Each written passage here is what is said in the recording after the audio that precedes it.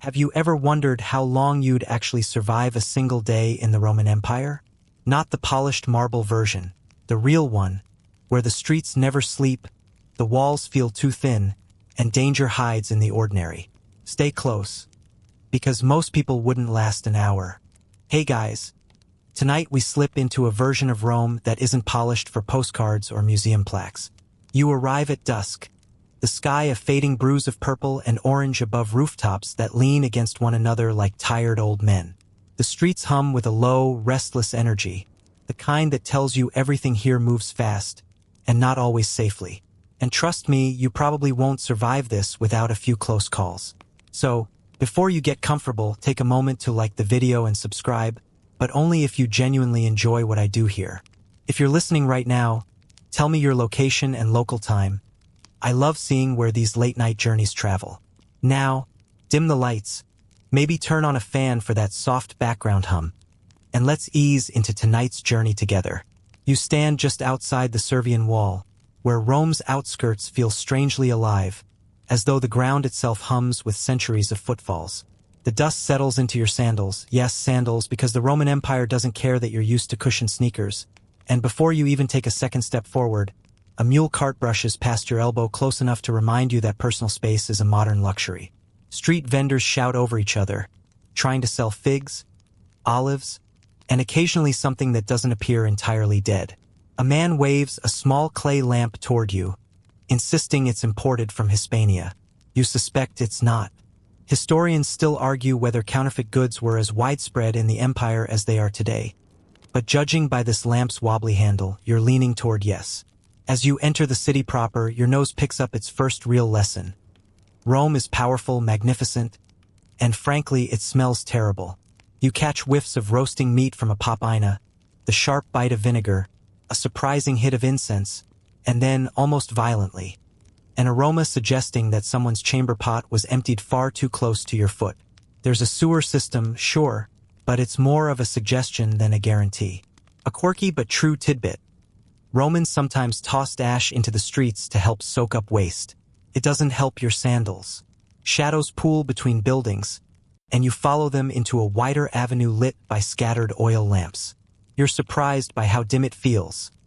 In movies, Rome is all bright marble and gleaming firelight, but in reality, night creeps in early, and the glow never reaches far. You instinctively reach for your phone before remembering it's useless here. Not because of the ancient setting, okay, yes, because of that, but also because in this crowd of thousands, someone would pickpocket it before you could even unlock it. Crime isn't constant, but it's opportunistic, and with Rome's population possibly brushing 1 million at its height, you're basically walking through a packed stadium that lasts forever in every direction. A young boy darts past you, laughing as he weaves between adults. You jump back, half convinced he's stolen something from you, but he's just chasing a friend. Still, your pulse stays elevated. One mainstream historical fact hits you. The city's demographic is startlingly young. Many Romans die long before what we consider middle age, so children and teenagers fill the streets. Their quickness, their awareness, their instinct for surviving in chaos, you don't have that yet. You're still standing in the doorway of an ox cart lane like someone waiting for traffic lights that don't exist.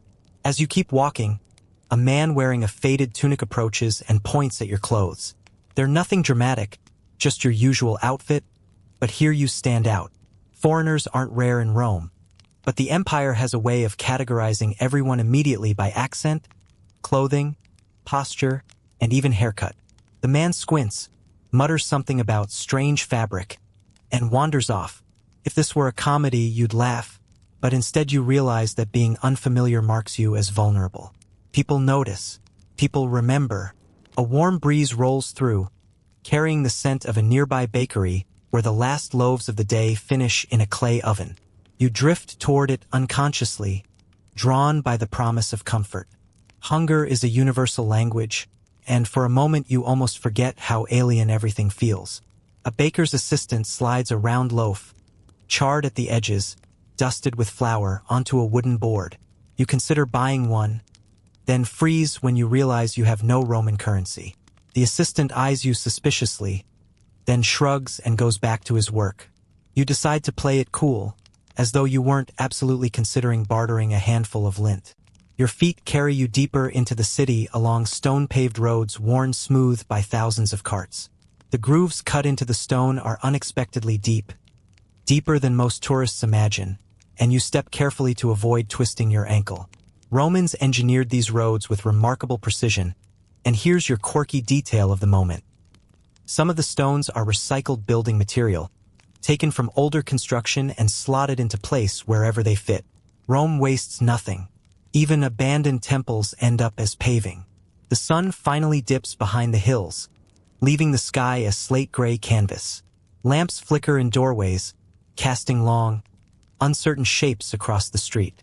You try to tell yourself the silhouettes are just people going about their normal lives, but more than once you speed up when someone seems to match your pace a little too closely. It's probably fine. Probably. Still, one light joke pops into your mind. This is like walking through a historical reenactment run by people who never read the safety guidelines. Voices rise and fall around you in waves, Latin, Greek, and languages you can't even begin to recognize. You realize something unsettling. Rome isn't a monolith of Romans. It's a mosaic of cultures, accents, and identities, all woven tightly together. You overhear traders from the Levant arguing about wool prices. A pair of soldiers strolls past, laughing loudly about someone's misfortune in the bathhouse earlier. And every so often, a distant chant echoes from a temple where priests perform evening rituals. The city never truly sleeps. It merely shifts moods. You pause at a small shrine nestled between two buildings. A carved wooden figure, likely a household god, stands watch, draped with a garland of wilted flowers. Someone has left a few figs as an offering. You study the shrine, marveling at the intimacy of it, the sense that each family carries its own small universe of beliefs. Historians still argue whether these shrines were more about devotion or social duty, but to you, the warmth radiating from this tiny alcove feels deeply personal. By now, your body is tired, your senses overstimulated, and the sheer density of life in the city presses on you like a physical weight. You take a slow breath, steadying yourself as the street begins to slope upward toward a cluster of tall apartment blocks silhouetted against the night sky. Those will be your destination soon enough, though you have no idea what challenges await inside their crowded, precarious walls. For now, you continue forward, realizing with each step that Rome isn't just overwhelming. It's a test, and you're only at the beginning. You make your way toward the tall, uneven silhouettes rising at the end of the street. Insily the apartment blocks that tower over Rome like oversized clay beehives. Even at a distance, they look precarious. Wooden beams jut out at odd angles. Curtains flap from windows that seem too close to each other to allow any privacy. And as you approach, a small rain of dust and plaster drifts from the top floor, reminding you, politely but firmly, that Rome's housing code is mostly don't look up. People move in and out of the building as though it were a giant organism inhaling and exhaling residents. Someone carries a basket of laundry. Someone else argues loudly with a neighbor about stolen firewood. A child sprints past you holding a loaf of bread like a trophy. The insula is alive in the way a storm is alive. Constant motion, unpredictable, a little dangerous. A tenant spots you hovering and gestures impatiently for you to follow. If you're going in, go in, he says. We block the doorway enough as it is. You squeeze through the narrow entrance, brushing shoulders with people moving in the opposite direction. Immediately, the air hits you, warm, stale, thick with the smell of cooking oil, damp wood, smoke, and far too many residents packed into far too little space. Inside the dim corridor, you hear voices bouncing off the walls. Someone grinding grain upstairs, someone arguing about rent, someone singing off-key, someone stomping their feet to quiet the singer. You take a hesitant step forward. The floor creaks ominously. Joke number 1 writes itself. You suddenly understand why every Roman keeps their valuables on the ground floor. Gravity is a powerful landlord. You start climbing the narrow staircase. It's steep, uneven, and worn smooth from countless feet. Each step feels like a negotiation. The tenant climbing behind you sighs dramatically as you hesitate. Don't worry, he says. Only the top 2 floors collapse. He laughs. You do not. But he's not lying. A mainstream historical fact comes to mind. Insulae were notoriously unstable. Upper floors were cheaper because they were more likely to collapse or catch fire. Wealthier tenants lived closer to the ground, while the poor climbed toward danger. You pass the first landing, where a family has set up a small cooking area in the hallway. A woman stirs a pot suspended over a portable brazier. The aroma is strong, lentils, garlic, maybe a splash of cheap wine. She nods at you before shouting at her son, who is attempting to help by poking the pot with a stick. He stops instantly when she threatens to turn the stick into kindling. On the second floor, laundry lines crisscross the hallway. Tunics, blankets, cloaks. Everything hangs so low you have to duck. A resident squeezes past you carrying a jar of water. He warns you to watch your step.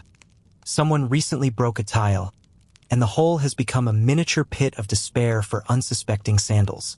As you climb to the 3rd floor, you hear someone hammering behind a thin wooden door. The rhythmic banging echoes through the hall. The door suddenly swings open, revealing a man holding a stool with one leg much shorter than the others. Still crooked, he mutters before slamming the door shut again. A quirky tidbit pops into your mind. Ancient Romans often repaired furniture rather than buying new, creating generations of wobbly stools, uneven tables, and chairs with trust issues. The hallway grows narrower as you continue upward. The walls tilt slightly inward, though you'd rather not think about why. You reach a window overlooking the street below. The view is stunning, Rome sprawling outward like a living tapestry. But the drop is dizzying. You step back quickly. That's joke number 2. This insula comes with beautiful views and one extremely inconvenient gravity test. On the 4th floor, a pair of neighbors argue loudly. One accuses the other of letting their goat wander into the stairwell. The other argues that goats have a right to explore. A small goat appears behind them, chewing on someone's laundry. You quietly edge past, unwilling to get involved in Roman livestock politics. By the time you reach the 5th floor, the air feels thinner, warmer, and somehow more chaotic. It's astonishing that so many lives fit into such fragile walls. Children dart between doorways. Someone practices flute badly. Someone else bangs on their wall in protest. A group of women sit together mending clothes by lamplight, gossiping with the ease of people who have shared walls and secrets for years. A scholarly debate thought crosses your mind. Historians still argue whether insula living fostered strong community bonds or constant interpersonal conflict. Standing here, listening to the overlapping noise, you suspect the answer is both simultaneously and loudly. You peek into one doorway where a man is eating dinner, bread dipped in oil, a small bowl of olives, a cup of watered wine. His room is tiny. A pallet on the floor, a shelf with a few clay dishes, a curtain dividing sleeping space from storage. He greets you casually and returns to his meal, unbothered by the fact that strangers might wander past his home at any time. Privacy is a modern luxury. Someone tugs your sleeve. A woman with tired eyes gestures toward a corner where a crack snakes down the wall. "Tell the landlord," she says. "Not that he'll fix it." She shrugs and goes back to kneading dough. You nod sympathetically, though you have no landlordly authority and even less ability to prevent gravity from doing what it does. A child runs up to you and proudly announces that he can jump from the 4th step to the landing. Before you can protest, he demonstrates.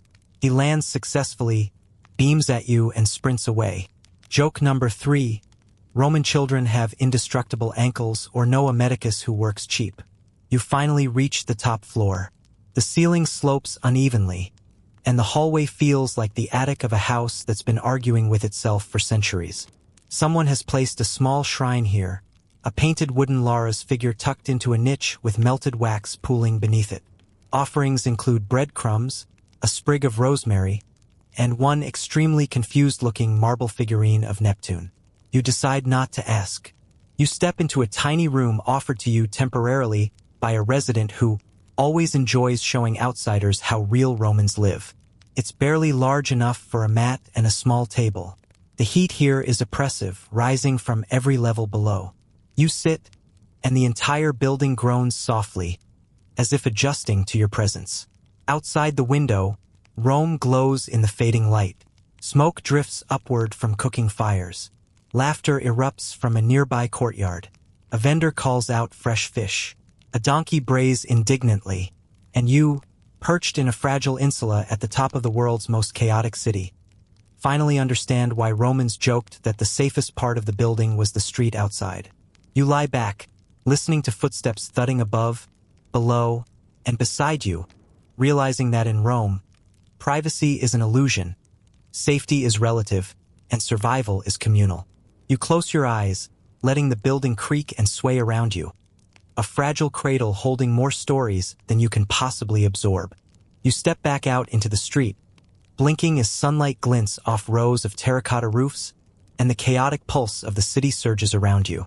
For a moment, you just stand there, stunned by how quickly Rome resets itself each morning, as if the noise and tension from the insula were only a rehearsal for the day's real performance. Your stomach growls at the same time a vendor shouts about fresh pomegranates, which feels like Rome personally calling you out. You follow the sound, pulled forward as the morning crowd thickens around you, like a moving river you're expected to swim through. The first market you enter doesn't have a name, not an official one, but locals refer to it by whatever landmark is nearest. Today, that landmark seems to be a statue of someone whose nose has been missing longer than anyone can remember. The vendors set out their goods around it as if it were a perfectly functional centerpiece. Clay pots, bundles of herbs, hunks of cheese wrapped in cloth, suspiciously moist fish. Everything spills into everything else, forming aisles that twist in ways urban planners would lose sleep over. A woman waves a basket of dates at you, insisting they're sweeter than honey. You've never felt less prepared to make informed culinary decisions. Prices here are a messy science. You ask, cautiously, how much a loaf of bread costs, and the vendor eyes you with the suspicious expression of someone trying to decide whether you're a wealthy fool or just a fool. He rattles off a price that sounds reasonable, but you hear another customer mutter that he just doubled it because you look fresh. Fresh, as in new to Rome, not attractive. You briefly consider taking it as a compliment anyway.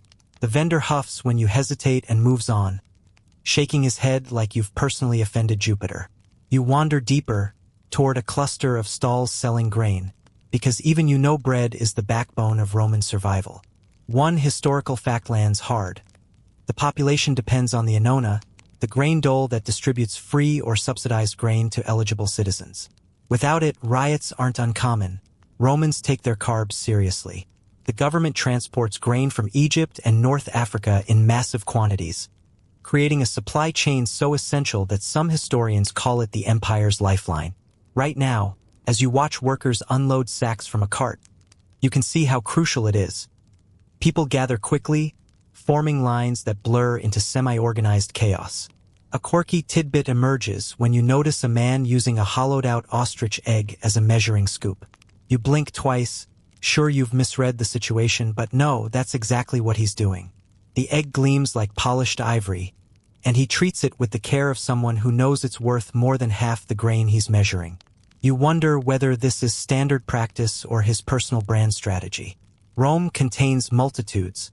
You drift toward a stall filled with vegetables, leeks, onions, broad beans, all arranged in lopsided pyramids. The farmer behind the stall points to your clothes again. You've learned by now that this means nothing good. He squints, sniffs the air, and then declares, "You don't smell like the Subura." You don't know whether that's praise or an insult, but judging by his tone, it could go either way. You laugh awkwardly, making a mental note that Rome might be the birthplace of backhanded compliments. The hum of commerce intensifies as you reach the Macellum, the meat market. Even if you weren't hungry, the smell alone would drag you in. Cuts of pork hang from hooks, fat glistening under the filtered sunlight. A butcher slams a cleaver down with a rhythm that could pass for music if it weren't so alarming. You glance down at a slab of meat and hope the animal in question wasn't part of some fringe sacrificial experiment. Historians still argue whether certain meats sold in markets came from ritual contexts or simply everyday livestock. But given the chaos here, you suspect the answer is whatever they could get. You buy a small portion of salted fish, mostly because the vendor looks offended that you haven't purchased anything yet. The taste is surprisingly intense, like eating the ocean with a side of ocean. You cough once, and the vendor nods approvingly, as though your suffering validates his craft. There's joke number 1 for this 1,000-word stretch. Roman cuisine seems determined to give your modern digestive system a motivational speech. Walking away, you notice the sound of metal clinking. At another stall, a money changer sits surrounded by coins from every corner of the empire. Silver denarii, bronze asses, even a few gold aurei he probably guards with more devotion than his own relatives. You watch him weigh a coin using a scale that looks too delicate for the job, tapping it lightly to listen for signs of plating or forgery. Fraud is rampant, he tells you bluntly, without even looking up. You nod as though you already knew this and weren't 3 seconds away from asking whether your coins are real. He explains exchange rates with the speed of an auctioneer, and you immediately forget half of it. What you do retain is this: the Roman economy functions on trust, but only barely. Prices fluctuate based on season, supply, political tension, and, apparently, the mood of the guy selling onions.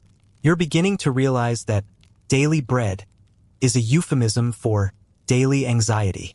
As you edge your way toward the fruit stalls, a donkey suddenly stops in your path, refusing to move no matter how many times its owner whispers promises or bribery into its ear. The donkey stares at you with the calm confidence of someone who has absolutely no intention of adjusting its schedule. Rome has taught you many things already, but today's big lesson is: donkeys rule the streets. That's your second light joke. One you'll be repeating later when this donkey unexpectedly appears again. Because Rome is small in all the wrong ways. You buy a handful of grapes next, and for once, the vendor gives you a fair price without theatrically groaning about his family's financial ruin. The grapes burst sweetly against your teeth, and for a moment, you forget the chaos around you. Food has a way of grounding you, even in a place that demands every ounce of your attention. A group of women passes by carrying baskets piled high with fresh bread. You recognize the shape: they're panis quadratus, round loaves stamped with dividing lines that make them easy to break apart. You reach out to examine one, earning a suspicious glare from the nearest baker. You quickly step back. Another lesson: look with your eyes, not your hands, unless you want a lecture about fingerprints older than the empire. As noon approaches, the market grows denser, louder, hotter. Your ears struggle to separate voices from the constant thud of footsteps and the metallic rattle of coins. A stray dog weaves between your legs, sniffing your ankles with the seriousness of a professional inspector. You resist the urge to pet it, mostly because you're not sure whether Roman dogs enjoy affection or consider it a contract for lifelong responsibility. 3 jokes in 3 lessons learned, and still the market stretches onward. You navigate toward the Forum, where wealthier Romans buy goods too refined for the crowded stalls. Here the air smells different. Less sweat, more incense. And the vendors speak with a confidence that suggests they know exactly how much they can overcharge you. You don't buy anything, but you do watch a senator's wife declare that a bolt of dyed cloth is so last season, which feels oddly relatable. By now, your feet ache, your pouch is lighter, and your mind buzzes with numbers, smells, arguments, and the sound of the same donkey braying triumphantly somewhere behind you. The market has given you everything Rome is famous for: abundance, noise, tension, opportunity, and unpredictability. As you step away, clutching your grapes and the last pieces of your sanity, you realize something important. Surviving in Rome isn't just about food or money. It's about endurance, tension, instinct, and you're still learning. You leave the market with your arms a little heavier, your pouch a little lighter, and your senses fully convinced that Rome operates on controlled chaos and the occasional donkey uprising. The noise slowly thins as you follow a broad street paved with stones that shimmer faintly in the afternoon heat. Ahead, you spot rising steam curling into the sky like ghostly fingers. You feel it before you even register what it is: a soft wave of warmth, scented faintly with minerals and smoke. You've reached one of Rome's most beloved escapes: the public bathhouse. If the insula felt cramped and the market felt overwhelming, the baths feel strangely inviting. Like Rome finally offering you a moment to breathe, even though you suspect the moment will involve a lot of strangers and very questionable hygiene standards. A massive doorway frames the entrance, flanked by columns so tall you instinctively straighten your posture. As you step inside, the air shifts, humid, deep, resonant. Sounds bounce off marble floors and mosaic-covered walls. Laughter, splashing water, heated debates about politics or bread prices, and the occasional yelp when someone dips into water hotter than their courage anticipated. A slave at the entrance gestures toward the changing area, the apodyterium. You hesitate, wondering whether your clothes will be safe. A few men toss their tunics onto shelves without so much as a glance. Others carefully hide valuables inside small niches. One man shoves his sandals so far behind a pillar you're pretty sure even a professional thief would give up. You mimic the method, trying to look like you belong. You do not look like you belong. Inside, a boy, barely a teenager, offers to guard your clothes for a tiny fee. This is your first joke moment. You realize the boy's fee is less about service and more about insurance. Pay him and your garments stay. Don't pay, and well, history suggests Roman children are excellent at misplacing things. You hand him a coin with the seriousness of a man finalizing a property transaction. The first chamber you enter is the tepidarium, warm and misty. The air feels like a comforting blanket, and your muscles thaw instantly. Romans often linger here before braving hotter rooms, and you see why. Mosaic tiles beneath your feet depict sea creatures, gods, and perhaps a few animals that seem suspiciously invented. A quirky tidbit. Archaeologists study these mosaics not just for beauty but for clues about local humor. And yes, some bathhouse mosaics include what can only be described as ancient doodles. Men recline on benches, chatting in relaxed tones. A merchant complains about grain quotas. A soldier boasts about a recent patrol while flexing in a way that suggests the speech might be optional. Two older men argue heatedly about philosophy, and one punctuates a point by slapping the marble slab beside him.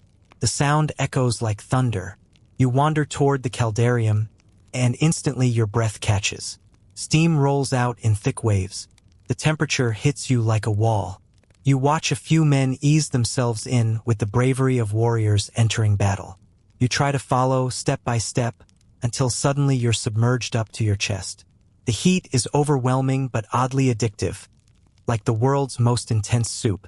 A historical fact floats to mind. Bathhouses weren't just for bathing. They were social, political, even economic hubs. Deals were struck here, alliances formed, information traded.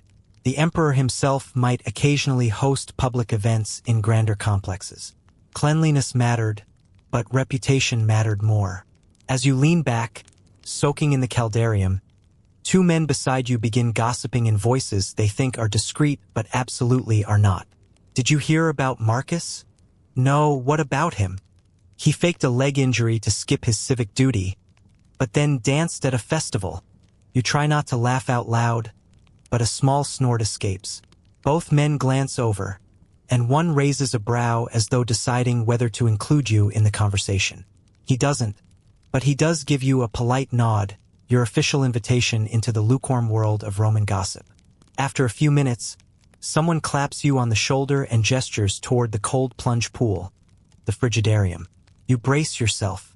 You step in. Every nerve in your body files a complaint to management. Joke number 2 emerges. You suddenly understand why Romans made such dramatic sculptures. They were sculpting the exact expression you're making now. The shock wakes you up, sharpens your senses, and for a moment everything feels vividly alive.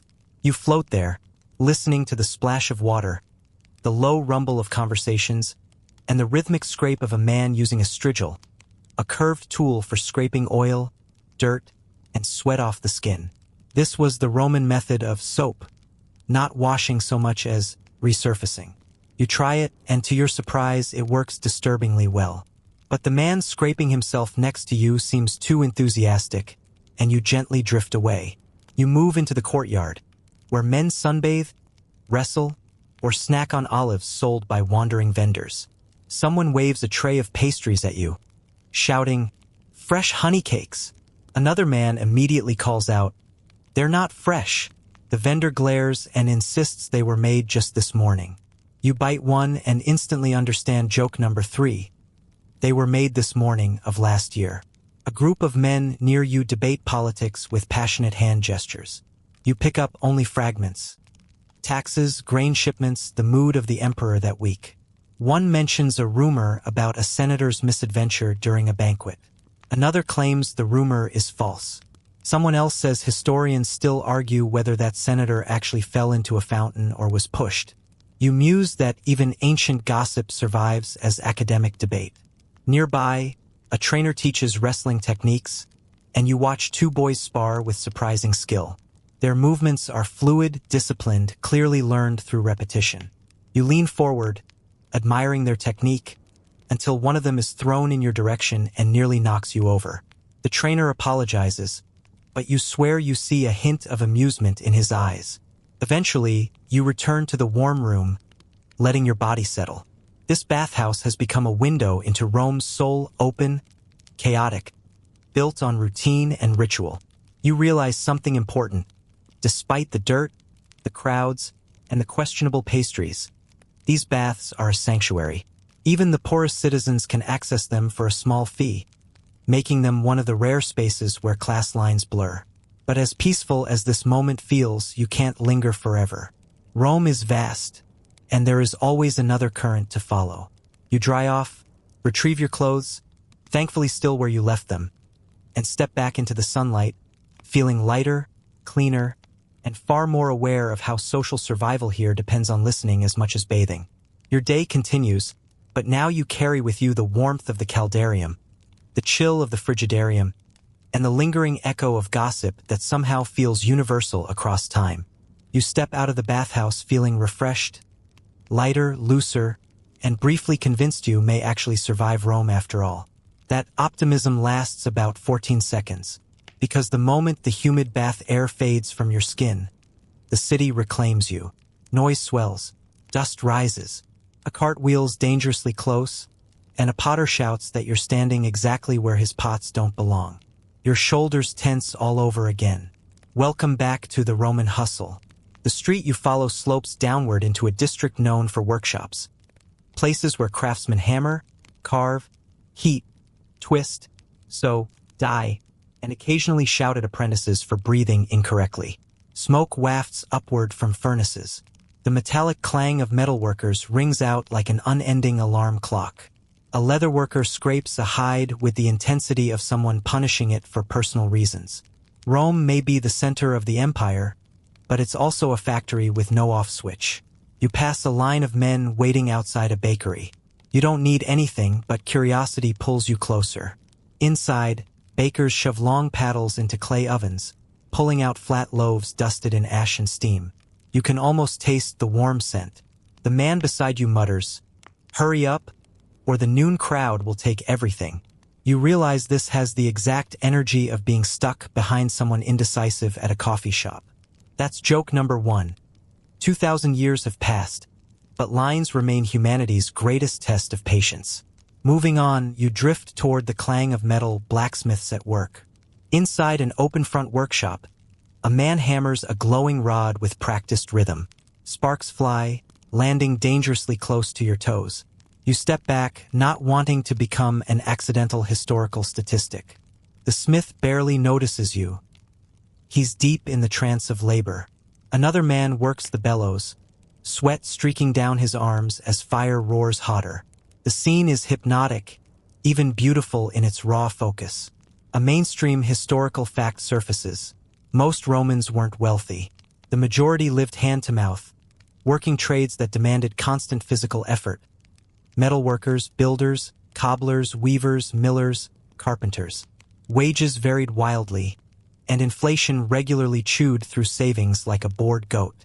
Workers didn't earn by the hour, they earned by the task, by the day, or sometimes by the whim of an employer who conveniently forgot the agreed rate. You suddenly feel very grateful for modern labor laws. Near the smithy, a carpenter's shop buzzes with activity. Sawdust swirls in the air as men carve table legs, repair stools, and assemble door frames. A young apprentice concentrates so hard on sanding a plank that his tongue sticks out slightly, a universal expression of effort that transcends time and culture. His teacher notices, smirks, and gently knocks his elbow. The boy nearly drops the plank, shooting his mentor a betrayed look. You smile involuntarily. As you continue, you notice workers eating small meals, mostly bread, olives, or cheese, while still working. A few sit on blocks of wood chatting casually about everything from chariot races to local gossip. A man complains that his neighbor's rooster crows at all hours. Someone suggests a stew recipe involving rooster, and everyone laughs a little too enthusiastically. Joke number 2 writes itself. Apparently, passive-aggressive cooking is also timeless. You turn a corner and the smell of dye hits you hard. A fuller's workshop, Rome's equivalent of dry cleaning, except much less glamorous. Wool garments soak in vats of urine, water, and special clays. A worker stomps in the mixture like someone making wine but with much less joy. You hold your breath, catching only flashes of blue, red, and purple cloth drying under the sun like a festival of flags. Here's a quirky tidbit. To get proper ammonia levels, Roman fullers sometimes collected urine from public jars placed on streets. Citizens contributed freely, not for charity but because avoiding chamberpot duties felt like a bonus. The Emperor Vespasian famously taxed urine collection, leading to the saying pecunia non olet. Money doesn't stink. You look around at the smell and strongly disagree. Leaving the fullery, you stumble into a row of food stalls where workers grab quick lunches. Men slurp barley porridge from bowls, and a cook sells fried fish so fresh it still smells faintly like seawater. You consider trying one but hesitate. A dog sitting beside the cook looks at you with pleading eyes, clearly hoping you'll drop something. When you don't, it sighs loudly and walks away in dramatic disappointment. Joke number 3. Even Roman dogs judged you. You cross paths with a group of stonemasons repairing the facade of a building. Their movements are rhythmic, almost ceremonial. Chisels strike stone with precise taps that echo down the street. The foreman, a man with arms like tree trunks, glances your way and nods in greeting. You nod back, trying to project the confidence of someone who definitely isn't imagining dropping a chisel on their foot. As you watch them smooth a pillar, a man beside you says, "They're good, but they work too fast. The mortar won't cure properly." You ask whether he's a builder. "No," he replies, "I'm a poet." You blink at him, unsure whether he's joking or simply confident in his architectural opinions. He shrugs and walks away. Historians still argue whether poets and craftsmen mingled frequently in working-class districts, but you're now personally invested in that debate. The afternoon heat intensifies, pressing down like a warm hand. Workers continue relentlessly, unbothered by the temperature. A young woman carries a basket of tools balanced perfectly on her shoulder. Another man sharpens a blade, the sound grating yet satisfying. A shoemaker kneels in front of a customer, checking the fit of a sandal strap. Every profession feels alive, loud, sweaty, essential. Yet you also sense the exhaustion behind their movements. Many workers put in long days with little security. Injury could mean destitution. A bad harvest could shrink wages. A single broken tool could cost a week's income. Rome runs on labor, but laborers live on the edge. You pause near a pottery stall where a craftsman shapes clay on a wheel. The spinning motion is soothing. You feel your heartbeat matching its rhythm. The man dips his hands in water, forming a perfect bowl with a swift, confident touch. "Too thin," his wife says behind him.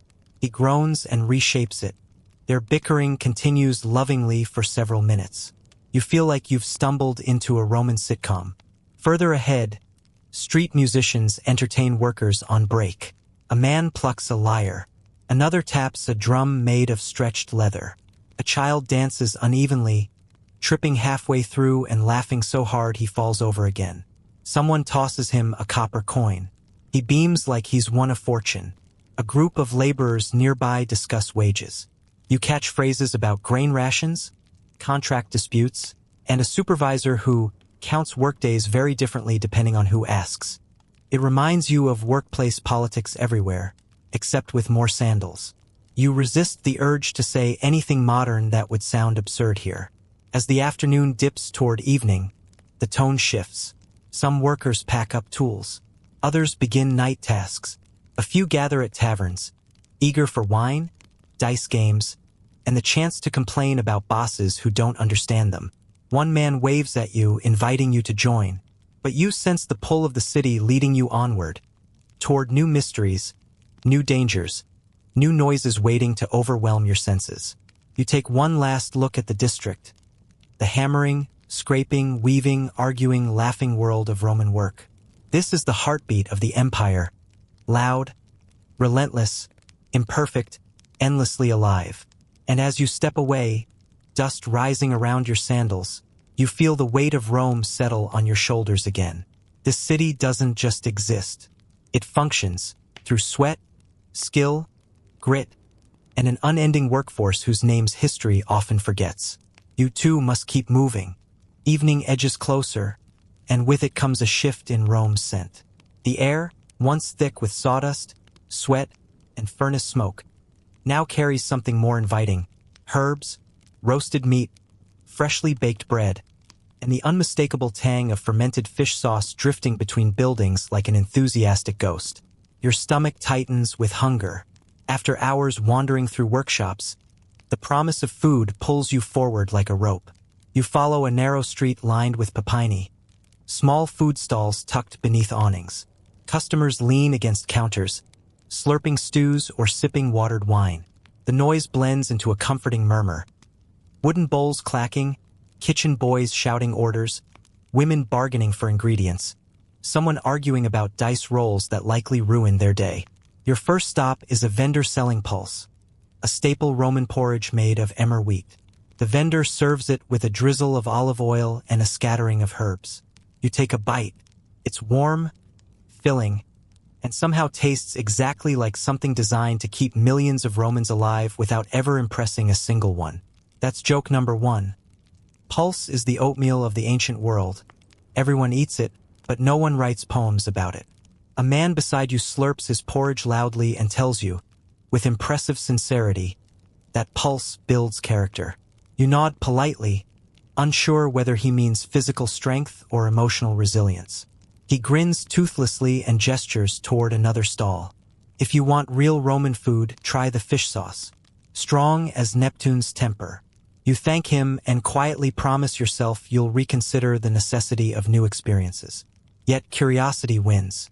You approach a cook stirring a pot of stewed vegetables and fish, seasoned with garum, Rome's famous fermented fish sauce. If the bathhouse earlier taught you anything, it's that Rome loves strong sensory experiences, especially ones that challenge your comfort zone. The cook ladles a portion into a bowl. You lean in cautiously. Garum hits your nose first. Salty, pungent, startlingly alive. You take a spoonful anyway. The taste is rich, deeply savory, salty, almost meaty despite containing no meat at all. You blink, surprised at how something that smells like a dare can taste harmonious. The cook beams proudly. Imported from Hispania, he says. Some say our emperor loves it.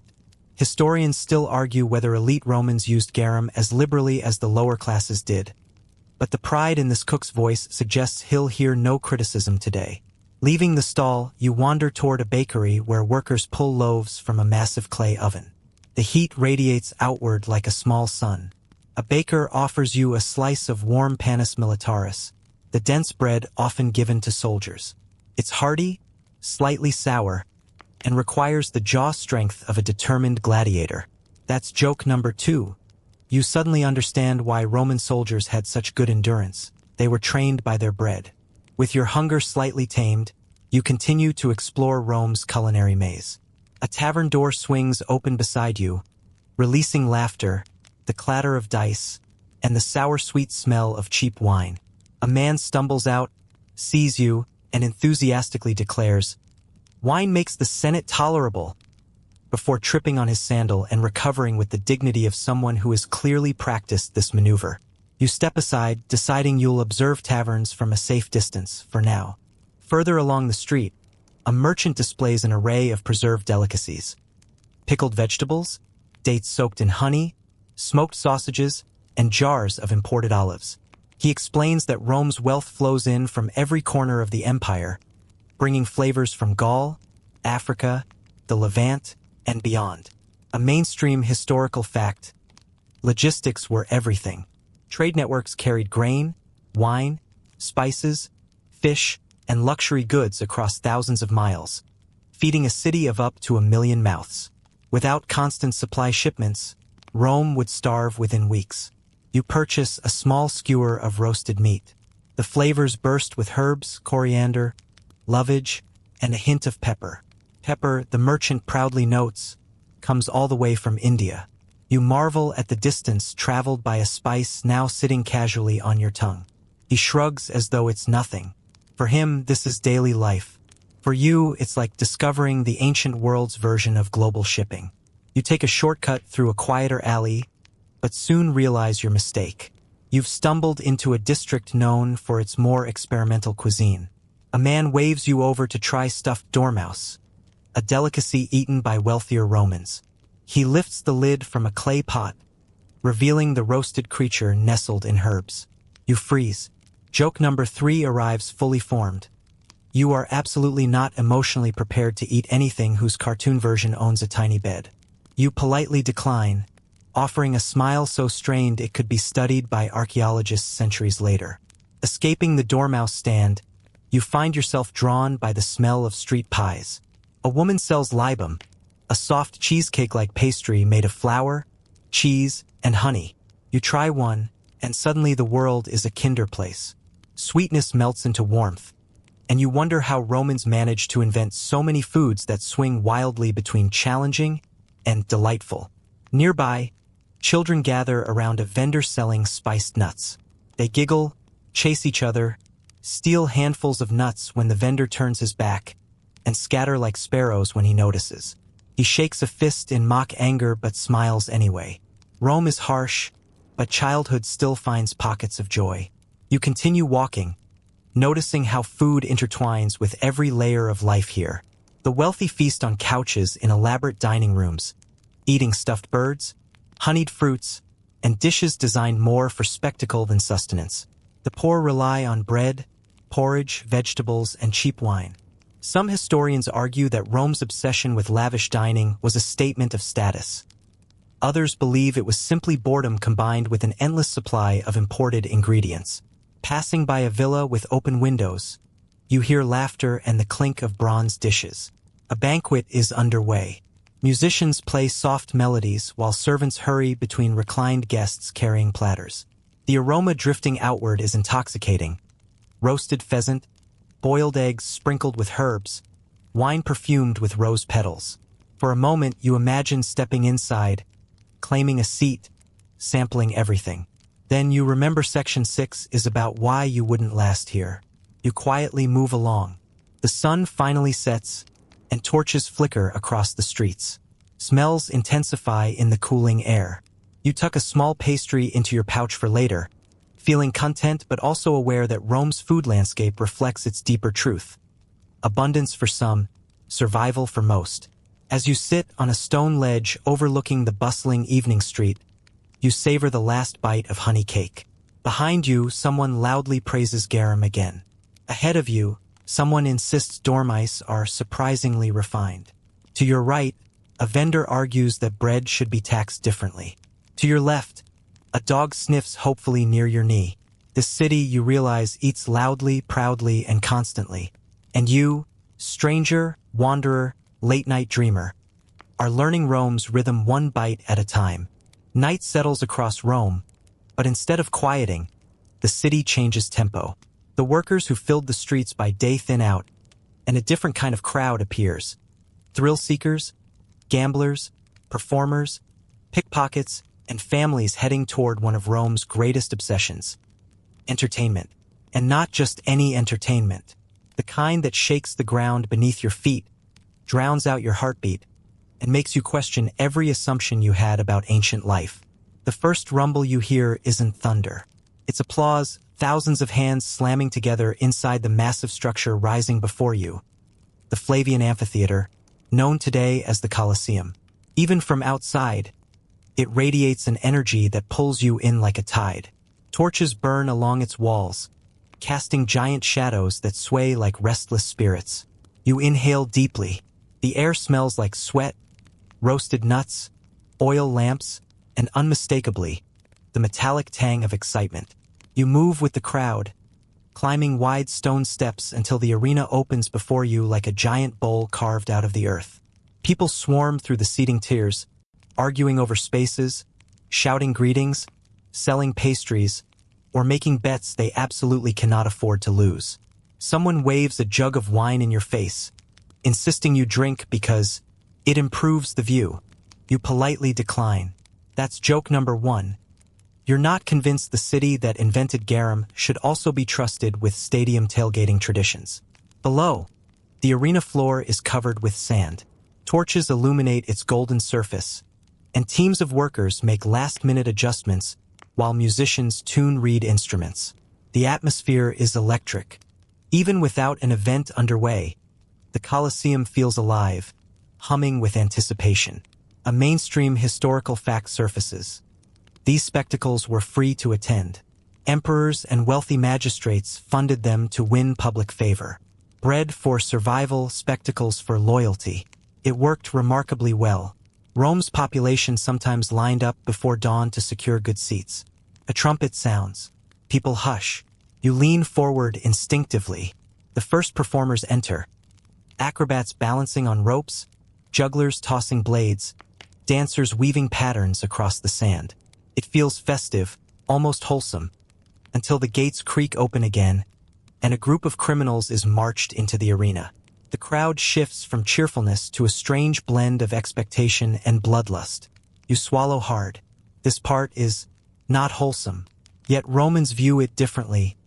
Punishment as performance, justice as spectacle. It's unsettling, but also revealing. The empire's values are not yours. A commentator beside you whispers explanations, delighted to have a captive audience. Those men stole from a senator. Very foolish. The big cats will deal with them soon. You freeze. The commentator shrugs as though discussing weather. Better them than me. The next sequence moves quickly. Animals appear, lions, leopards, even a bear, led by handlers with long poles and leather whips. The crowd roars. The criminals run. You look away, heart thudding. A scholarly debate moment surfaces. Historians still argue whether animal hunts or gladiatorial fights drew bigger crowds.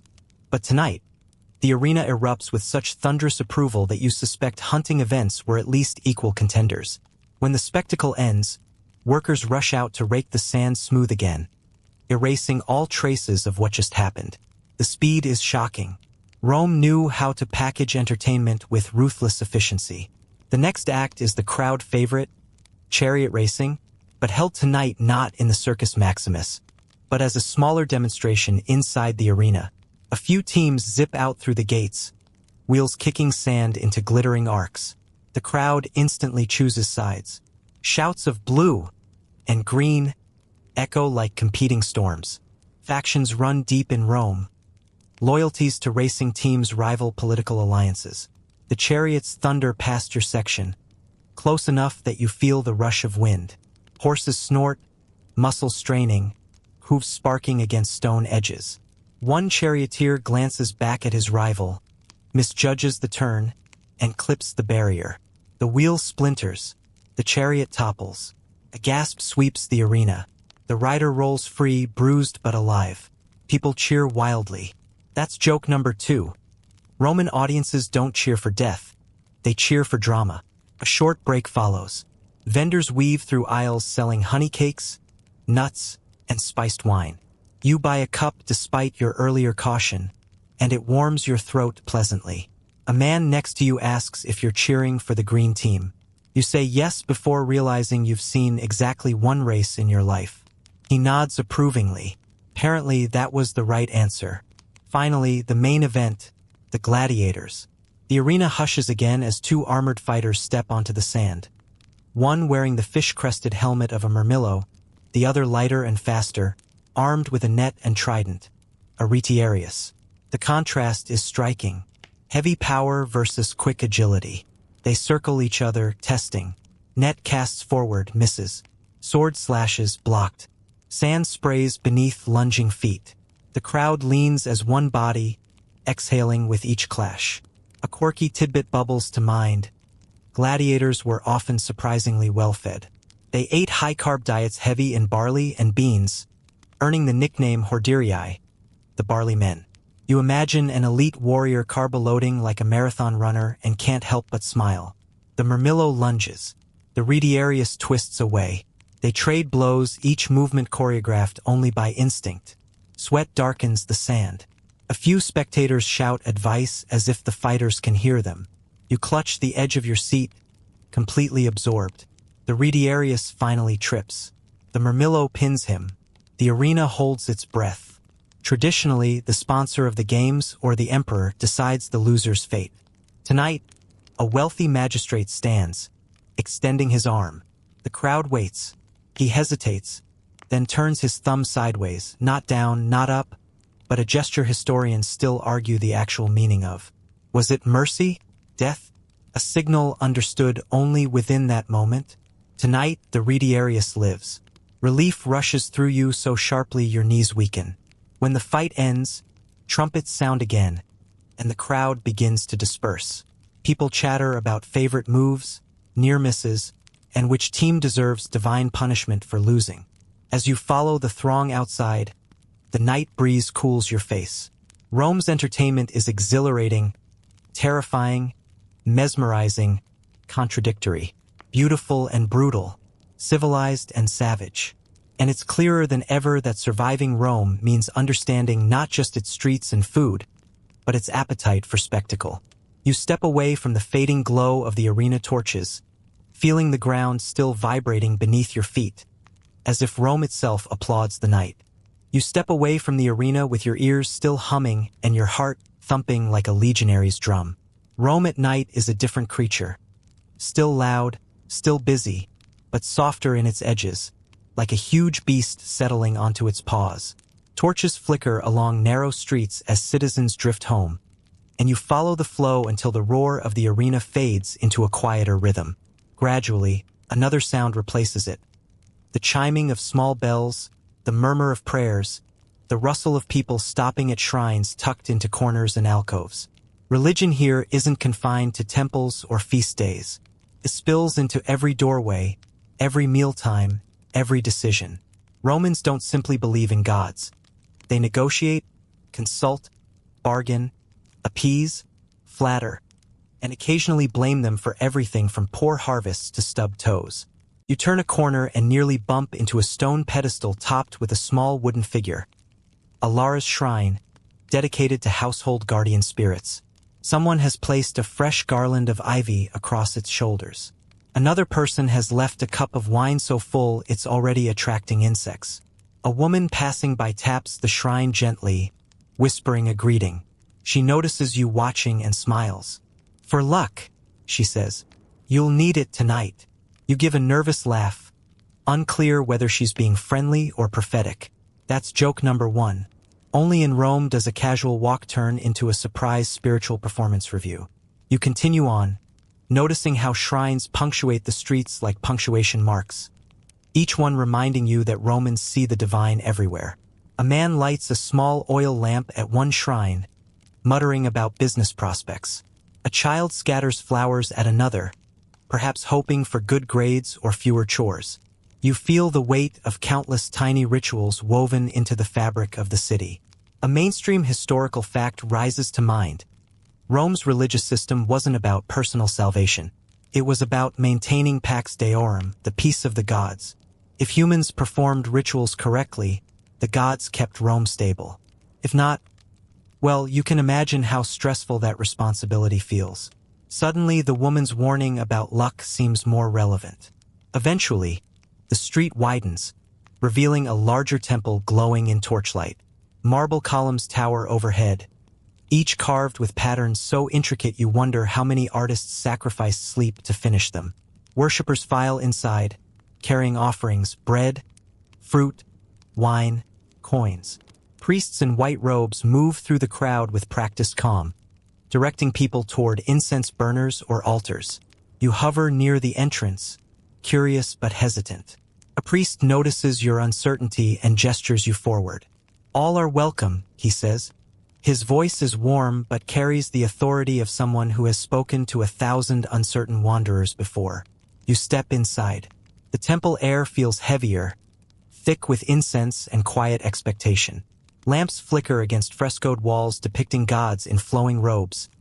Jupiter with his lightning, Venus glowing like sunrise, Mars poised for battle. Someone kneels before an altar, whispering a plea. You can't hear the words, but the tone feels both urgent and familiar. Humans across time always need hope. As you move deeper, a priest shakes a rattle to conclude a short ceremony, and the crowd disperses peacefully. You notice a display of small terracotta figurines, limbs, eyes, hands, left by worshippers seeking healing. A scholarly debate comes to mind. Historians still argue whether these votive offerings reflect literal injuries or symbolic ailments, representing spiritual wounds rather than physical ones. Either way, the collection looks like a lost and found box curated by a very polite god. Outside, night has deepened, and the torches glow brighter. You follow a winding road toward the Tiber. Along the way, you encounter a group of people clustered around a woman reading omens. She examines the flight of birds overhead, tilting her head thoughtfully. Auspicious, she announces, and the group exhales. You glance up too, half expecting the birds to spell a message. They don't, but one does circle suspiciously close to your head. Joke number 2 forms quickly. The gods may grant signs, but pigeons grant consequences. Nearby, a man traces shapes in ash on a flat stone. Curious, you approach. He explains he's practicing haruspicy, interpreting the will of the gods through patterns and symbols. Traditionally, this involved inspecting animal livers. Thankfully, he's using ash today, though he does gesture to a goat tied behind him. Just in case, you step back politely. Religion here is not compartmentalized.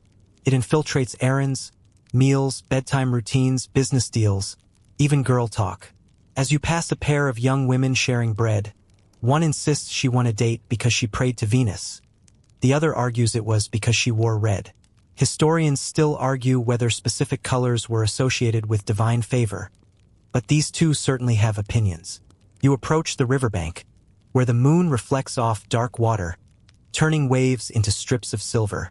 Several families have gathered here with small lamps. They release floating offerings, tiny boats of wax with wicks burning bright. They watch the flames drift downstream, carrying prayers with them.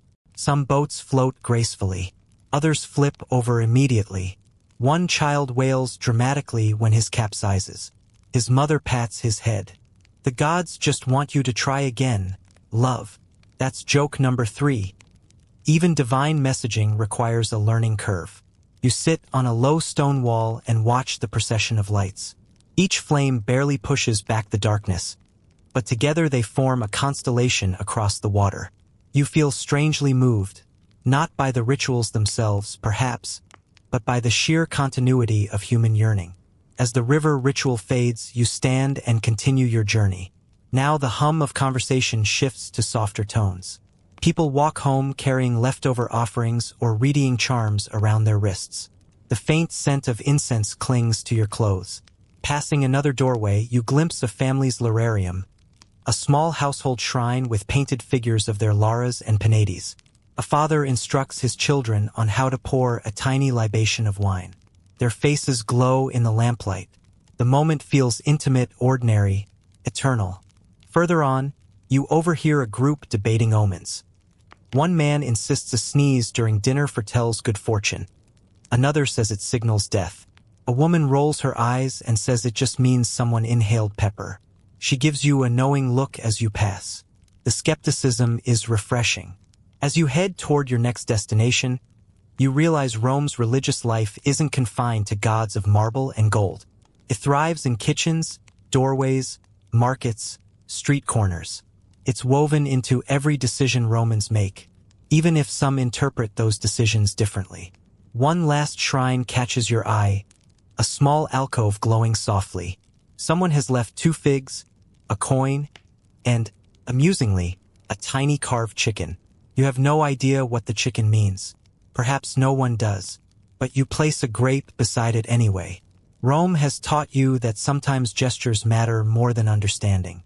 The night deepens, the torches dim, and you walk on, realizing that in Rome, faith isn't a moment.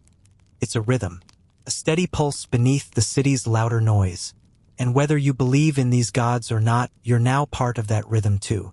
You leave the last shrine behind and continue through the cooling night, but something in the air shifts, not spiritually this time, but physically. A faint, acrid smell drifts through the street. Herbs, smoke, something metallic. You follow it instinctively, and soon torches illuminate a building with a carved serpent wrapped around a staff. The symbol feels familiar even across 2,000 years. You've wandered into the world of Roman medicine, a realm equal parts miraculous and mildly terrifying. A few people linger outside, waiting their turn to enter. Some look exhausted, clutching their stomachs or rubbing swollen joints. Others hold small jars or bundles of herbs, presumably payment for services. You hesitate, wondering whether stepping inside will help you understand Roman life or drastically shorten it. But curiosity tugs at you harder than caution, and before you can overthink it, you follow the crowd through the doorway. The medicus, the doctor, stands near a low table covered with bronze instruments. They gleam sharply in the lamplight. Scalpels, tweezers, hooks, probes. Some look reasonable. Others look like they were borrowed from an early horror movie set. Joke number 1 arrives uninvited. You've walked into the ancient world's least comforting spa. The medicus nods at you and motions for you to sit. You quickly assure him you're just observing, which he accepts with a shrug. He has enough patience for one night. A man sits beside you, coughing harshly. The medicus listens, frowning, then mixes a concoction of honey, vinegar, and herbs. He hands it over with the confidence of someone who has memorized dozens of recipes passed down from Hippocrates, Galen, and probably a few speculative grandmothers. The patient drinks it immediately, grimacing but determined. A mainstream historical fact comes to mind. Roman medical practice combined Greek theory, local tradition, and hard-earned experience. Some treatments genuinely worked, setting broken bones, cleaning wounds, herbal remedies. Others, not so much. Superstition blended with science, and results varied depending on the medicus, the illness, and the patient's luck. While you watch, an assistant grinds herbs in a mortar: mint, fennel, rue. The smell is sharp but pleasant. Another assistant heats a metal cautery tool in a flame until it glows red. You pretend not to notice. The medicus sees your expression and chuckles. "Fire heals many things," he says. You nod, trying not to look like someone whose modern medical standards just resigned. A mother enters carrying a small child with a fever. The medicus checks the boy's pulse, using not seconds or beats per minute, but the rhythm of his own breathing. He prescribes a tisane of willow bark and recommends cold compresses. You're relieved. That makes sense. Then he ties a small amulet around the child's neck to remind the gods to pay attention. You decide not to question this approach. Rome has taught you by now that practicality and ritual coexist without apology. As the mother leaves, an older man limps in, complaining of knee pain. The medicus palpates the joint and nods sagely. "You work too much," he says. The man snorts. "I live in Rome. We all work too much." The medicus prescribes rest, a warm poultice, and rubbing goose fat on the knee. You can't tell whether goose fat is miraculous or just conveniently available. Historians still argue whether these animal fat remedies had measurable medicinal value or were simply traditional comforts. Your attention shifts to a corner where a woman sharpens bronze surgical tools with eerie calm. She works with the precision of someone fully aware of the consequences if the edge slips. You can't help but notice one instrument shaped like a small spoon. The medicus explains it's used for removing splinters, bone fragments, even cataracts. You wish he hadn't said the last part. A man wearing a tunic stained with clay and paint, perhaps an artisan, sits near you holding his swollen thumb. He complains he smashed it under a marble slab earlier that day. The medicus presses gently and nods. "It is only bruised." Then he pulls out a leech. The artisan stares. You stare. The leech appears unbothered. The medicus says, "It will draw out the bad blood." Joke number 2 forms effortlessly. Congratulations, you've just witnessed the world's earliest questionable wellness trend. The artisan reluctantly extends his hand. The leech latches on. You avert your eyes, but the medicus seems deeply pleased. He tells you leeches are excellent for balancing humors.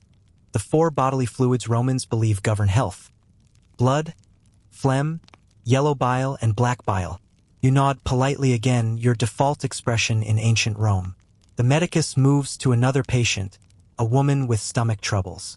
She winces as he gently presses her abdomen. He asks what she ate. "Olives, bread, and some oysters," she says. He frowns so deeply you wonder whether oysters were a bad choice. He prescribes charcoal powder and diluted wine. That tracks with what modern medicine might suggest. You're relieved, until he adds a recommendation to sleep with a sprig of rosemary under her pillow to chase away the greedy spirits. This feels like a bonus feature rather than the main treatment, so you let it pass. Nearby, an assistant feeds a man a mixture of herbs boiled in goat milk. You're not sure what illness that cures, but you're fairly certain it causes at least one new one. Joke number 3. Rome's medical motto seems to be, "If it tastes terrible, it must be working." Suddenly, commotion erupts outside. 2 soldiers half-carry a young man through the doorway. He's bleeding from a gash on his arm, probably from a scuffle or work accident, or simply being in Rome after sunset. The medicus reacts instantly, clearing the table. He cleans the wound with wine, Roman antiseptic at its finest, and stitches it with linen thread. The technique is careful, practiced. You realize that for all the oddities, Roman medics truly know their craft when it counts. A quirky tidbit comes to mind. Romans sometimes used spider webs as bandages. The medicus confirms it, reaching for a jar of preserved webbing. He explains the webs help blood clot. You stare at the jar. The jar stares back. Well, metaphorically, after patching the young man, the medicus returns to his herbs. You watch his movements, measured, exact, almost ritualistic. Medicine here is a blend of art, science, guesswork, and divine invocation. You begin to appreciate its complexity. It's not primitive, it's experimental, evolving, and deeply human. As the night deepens, the crowd thins. The medicus yawns, rubbing his temples. You sense the fatigue etched into his posture. Healing an entire neighborhood every night isn't glamorous. It's exhausting, yet there is purpose in his movements, pride in his work. He catches you watching and asks, "Do you feel unwell?" You shake your head. "Good," he says. "Stay that way." When you step back into the cool night air, the smell of herbs still clings to your clothes. Rome sounds rise around you again. Voices, footfalls, distant singing. Yet something feels different. You've seen fragility here, vulnerability, resilience. You've witnessed the empire's attempt to mend itself one wound, fever, bruise, and mysterious stomach ache at a time. And with every step you take, you understand. Surviving Rome doesn't just mean avoiding danger. It means trusting that when danger finds you, as it inevitably will, someone with a bronze tool, a jar of herbs, and a surprising amount of confidence will try to stitch you back together. You leave the medicus behind, stepping back into the cool Roman night with your senses sharpened and your appreciation for modern healthcare dramatically increased. The streets are quieter now, but not still. Rome never gives you true silence. Torches flicker along doorways, casting shadows that stretch like long fingers across the cobblestones. Somewhere in the distance, a dog barks. Somewhere closer, a man curses as he trips over something you suspect was not meant to be underfoot at all. You cross a narrow street where a group of men whisper urgently in the dark. When they see you, they fall silent, watching with a mix of suspicion and disinterest that makes you quicken your pace. It hits you again. Rome is beautiful, but it's also unpredictable, and danger often walks beside you whether or not you notice. The empire's justice system exists, but your confidence in it wavers the more you observe. A patrol of vigiles, Rome's night watchmen, appears at the end of the street. They carry short staves and lanterns, speaking to each other with the casual cadence of men who know their work never ends. You feel relief at their presence, but only partially. The vigiles are a hybrid force. Firefighters, police, and nighttime security all in one, underpaid and often overworked. A mainstream historical fact. Augustus created the vigiles to curb fires and crime, forming a structured night watch that patrolled the city in cohorts.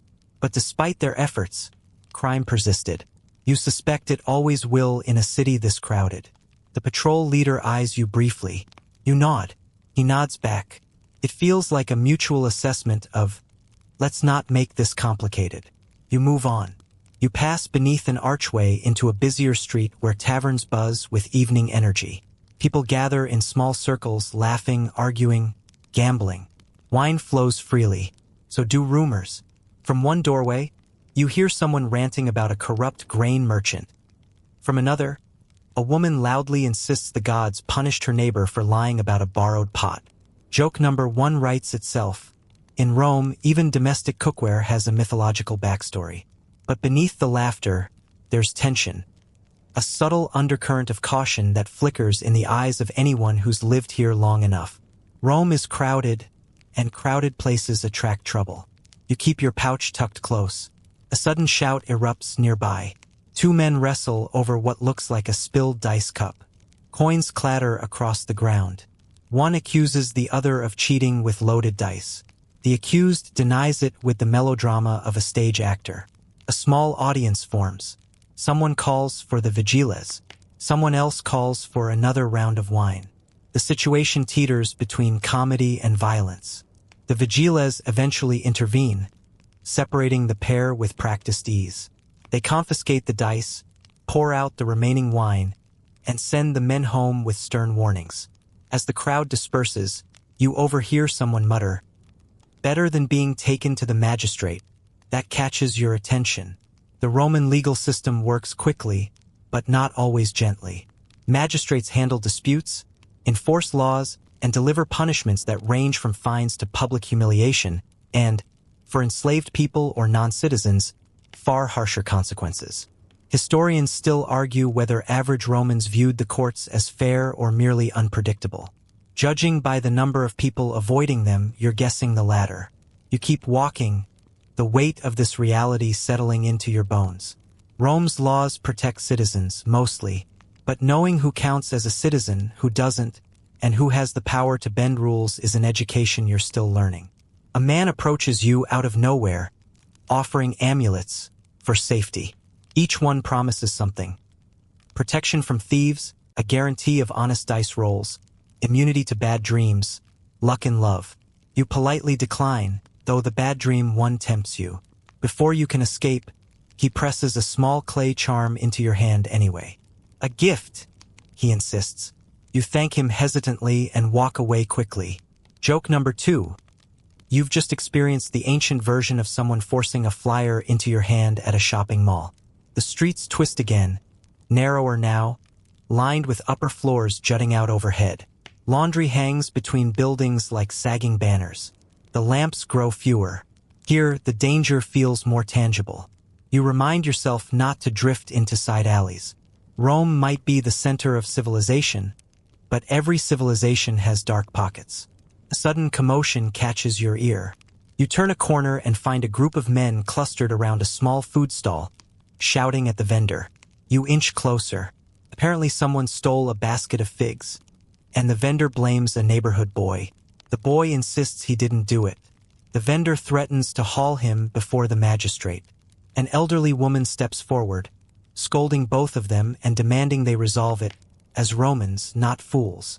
She forces the vendor to accept a few coins from neighbors who pool together to compensate him. The crowd disperses peacefully. You marvel at the scene. Justice here isn't always formal. Sometimes it's improvisational, communal, shaped by personalities rather than laws. Moving on, you pass a building marked with graffiti, names, declarations of affection, political slogans, even doodles that look suspiciously like caricatures of someone unflatteringly important. A quirky tidbit. Graffiti was everywhere in Rome, and people wrote everything from love notes to insults to advertisements. You read one scratched message. Marcus owes me 3 denarii. Another says, Julius smells like old fish. You chuckle. Social media existed long before smartphones. A group of young men loiters near another corner, one keeping watch while the others whisper. You decide very firmly not to walk past them. You turn down a lit street instead, where families still stroll despite the late hour. Children chase each other with sticks, laughing. A man plays a flute. A woman sells small meat buns to anyone passing by. The warmth is a stark contrast to the menace you felt moments ago. But danger is never far.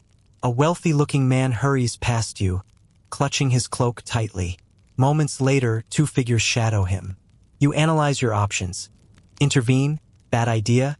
Shout, worse idea. Or mind your own business, Rome's standard survival strategy. You choose the last, though you feel uneasy. Justice here is reactive, not preventative. A small shrine glows at the next corner. A vigil stands beside it, drinking water and scanning the street. You approach him cautiously. He nods and asks if you're lost. You shake your head. He warns you to stay on lit pathways and avoid the riverbanks after midnight. Too many thieves, he says. Too many drunks. Too many people who think they're invisible. His tone isn't threatening, just tired. He gestures toward his colleagues a block away, responding to a rooftop fire. Flames lick upward, but the vigiles act quickly, forming a bucket chain. Rome's buildings are close together. Fire spreads fast. The vigil beside you mutters, if the gods wanted to punish us, they'd send only fires and lawyers. Joke number 3. Rome's firefighters and lawyers share equal dread, apparently universally acknowledged. You watch the flames die down and the crowd disperse. Order restored, at least for now. You walk on, absorbing the night's contradictions. Rome protects you, until it doesn't. Polices crime, unless crime hides well. Promises justice, but often depends on who's watching. As you near the outskirts of this district, you hear a final voice call out from a tavern, "Stay safe, stranger." You wave back, touched by the unexpected kindness. Rome is complicated, layered, unpredictable. It demands awareness, resilience, caution. And now, as the moon climbs higher and your path darkens, you finally understand why surviving here is less about strength and more about vigilance. The night isn't over. Neither is Rome. You leave the watchman behind, stepping deeper into the night as Rome exhales around you. The streets grow quieter. Not empty, never empty, but softer, as though the city has pulled a heavy blanket of darkness across its shoulders. You follow a broad road toward a cluster of torchlit villas where shadows move behind shuttered windows. As you walk, you feel something shift in the atmosphere. Not danger, not noise, but a kind of invisible gravity. Rome is full of people you see, and many you never do. Before long, you come upon a villa gate slightly ajar, and the glow of lamplight spills onto the street. You hear voices inside, commands, laughter, footsteps. Curious, you lean closer, and through the gap you witness a small army of workers moving in coordinated chaos. Only they're not soldiers.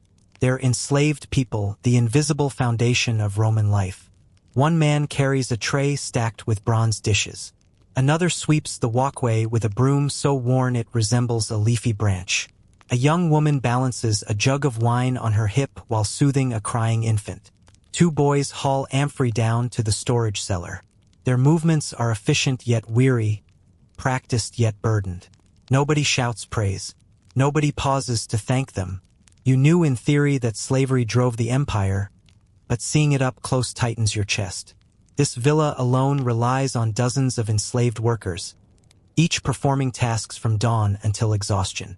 You step back as a household steward approaches, counting inventory and giving orders with the precision of a man managing a business, not people. A mainstream historical fact surfaces. At its height, 1/3 or more of Rome's population may have been enslaved. Skilled labor, household chores, fieldwork, bookkeeping, construction, tutoring. Every aspect of Roman society was touched by slavery. Without it, the empire's economy would collapse. You continue on, unsettled. A narrow alley branches off the main street, leading to a row of simpler homes. Here, lamplight flickers through thin shutters, and you hear quieter rhythms. Cooking, whispering, the soft thud of mortar grinding grain. A small figure sweeps the doorstep, a girl no older than 12. When she sees you, she freezes, the broom hovering mid-air. You offer a gentle nod. She returns it nervously before retreating inside. You realize she's enslaved too, not because of her clothing or posture, but because of the way she looks to the doorway before reacting, as if waiting for permission to exist. Further along the street, a pair of enslaved men unload sacks from a cart. Their movements are coordinated, efficient, almost instinctive. They exchange a brief smile, small, fleeting, precious. But the overseer trailing behind them watches every gesture. Joke number 1 surfaces quietly. Rome has supervisors who would thrive today in corporate middle management. You pass by a workshop where enslaved artisans carve marble ornaments under lamplight. Their craftsmanship is astonishing. Delicate leaves, curling vines, lifelike faces emerging from stone. Most Romans who admire these artworks will never learn the names of the hands that shaped them. And perhaps, heartbreakingly, neither will history. Inside one shop, a doctor's assistant, also enslaved, mixes medicine by grinding herbs with practiced efficiency. You briefly wonder whether he receives any credit for the cures he helps create. The medicus earlier certainly didn't mention him. Then something unexpected appears. Laughter. Real laughter. You follow the sound to a courtyard where several enslaved people sit sharing a humble meal. Bread, olives, maybe a sliver of cheese. For a moment, their shoulders relax. They tease each other. One man jokes about tripping over a senator's toga earlier. Another mimics a wealthy woman asking impossible demands. They laugh until someone at the door clears their throat, and the group instantly straightens. The moment vanishes. You walk on, your thoughts heavier than your steps. Turning a corner, you approach a tall building pulsing with activity. Merchants, teamsters, and scribes bustle around its entrance. Inside, you glimpse clerks managing accounts, several of them enslaved, trained in mathematics and record-keeping. Their tunics are cleaner, their posture straighter, but their status unchanged. Even highly educated roles do not guarantee freedom. A quirky tidbit surfaces. Some enslaved people served as nomenclators, memorizing dozens, sometimes hundreds, of names and whispering them to politicians during public events so they could appear charmingly well-informed. You imagine a modern version of this and instantly picture politicians with earpieces, so maybe some things never change. Down the street, you encounter a different scene. A small shop selling tabulae, wooden writing tablets. A young enslaved tutor helps a boy trace letters. The child groans dramatically. Writing is hard. The tutor smiles gently and replies, "Then you are learning." It's such a simple, kind moment that you feel your throat tighten. But kindness in Rome doesn't erase status. It simply softens its edges.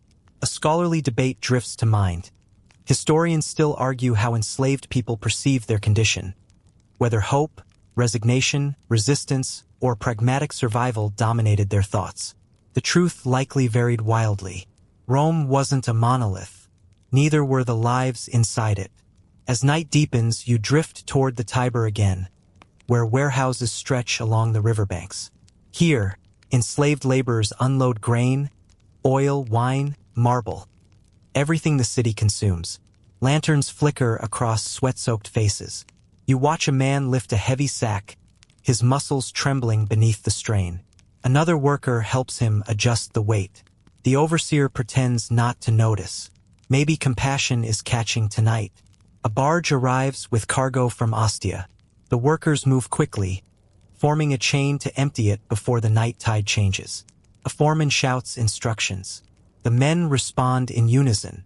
Their coordination rivals a legion in the field, but no one writes epic poems about these battles. Rome's nights hide countless stories like this. Quiet, uncelebrated, exhausting. Moving away from the river, you stumble into a small plaza where two drunken citizens argue loudly about whose household slaves cook better food. Their conversation is half bragging, half complaint, entirely oblivious to the irony. One boasts that his cook can make dormice stuffed with honey and spices. The other retorts that his enslaved cook can fillet a fish so perfectly that even Neptune would be impressed. Joke number 2 forms quickly. In Rome, humble bragging includes mythological seafood endorsements. You retreat from the chaos and follow a quieter path leading toward rows of modest apartments. Here, enslaved people sleep on straw mats behind kitchens or beneath staircases. Privacy is a luxury most will never know. You catch glimpses of bodies curled beneath blankets, exhausted from the day's labor. Their dreams, if they have the strength for dreaming, remain locked behind tired eyelids. Yet even here, resilience flickers. A young woman hums a lullaby while rocking a baby who isn't hers. A man carves a small figurine by torchlight, each stroke a claim to a sliver of personal identity. Another traces symbols in dust, perhaps practicing letters he hopes one day will win his freedom. Because freedom is possible. Not common, not easy, but possible. Manumission, the granting of freedom, offers a path forward for some enslaved people. Skilled workers, loyal servants, or those who saved enough to buy their freedom could become freedmen. And freedmen could thrive, running businesses, earning respect, even passing wealth to their children. But tonight, on this street, that hope is a faint ember. You pause outside one last doorway where a middle-aged man sweeps the threshold. He glances up. His eyes are tired but not broken. He studies you for a moment before saying, softly, "Even in chains, the mind remains free." You don't know how to respond. But he doesn't wait for an answer. He simply continues sweeping. You walk away slowly, carrying his words with you. Rome dazzles with power, architecture, art, and culture. But beneath every triumph stands a foundation of people whose names history rarely records. People who built the city, fed it, clothed it, cleaned it, taught its children, healed its wounds, entertained its elite, and endured its cruelty. And as you disappear back into the dim streets, you understand something deeply uncomfortable. You wouldn't last here, not because of the food or the noise or the heat or the crime, but because living in Rome means living atop a system that never lets you forget who holds power and who doesn't. You walk on, the man's quiet words echoing in your head as the city shifts again. Less crowded now, less noisy, but never empty.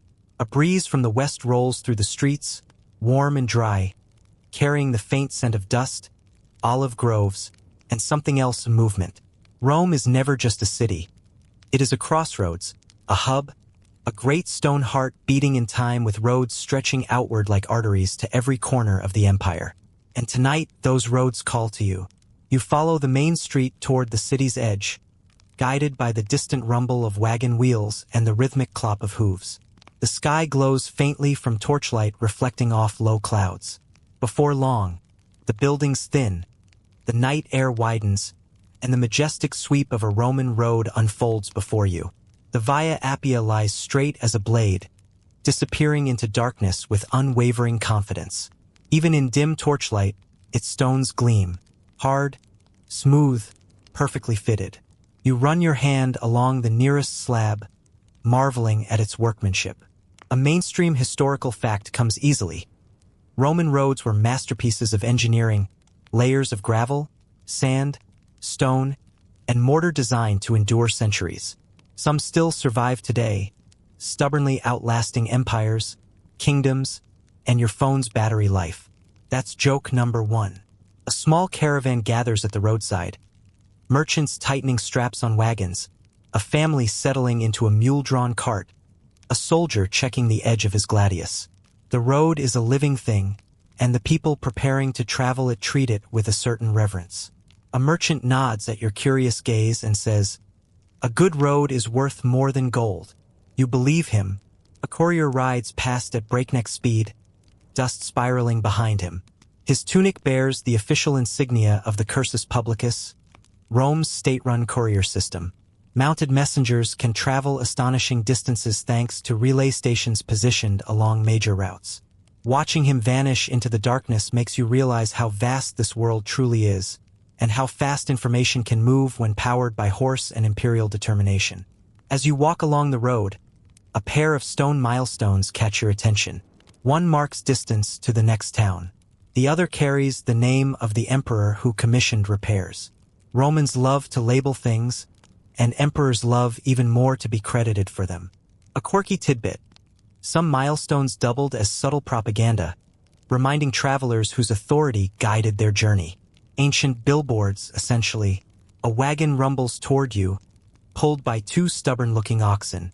The driver calls out for you to move aside unless you wish to be flattened into the road's infrastructure. You step off just in time, earning a friendly salute as he passes. It seems road etiquette hasn't changed much in 2 millennia. Larger vehicles always win. Further along, you encounter a mancio, a roadside rest station offering food, shelter, and occasionally questionable wine.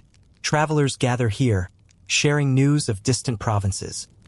Whispers of unrest along the Danube, grain shortages in North Africa, strange omens reported in Gaul. Some of these stories contradict each other entirely. Historians still argue whether reports like these reflect real events or simply the ancient world's fondness for dramatic storytelling. Judging by the excited gesturing around you, you're betting on the second. A young woman tending a small stall sells dried figs and smoked meat to travelers. She gestures to your footwear and says, "Not made for walking the empire." You laugh because she's right. Your modern shoes would lose an argument with a Roman road in under an hour. She hands you a fig on the house.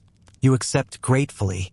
You continue walking, drawn toward a group of soldiers preparing to march at dawn.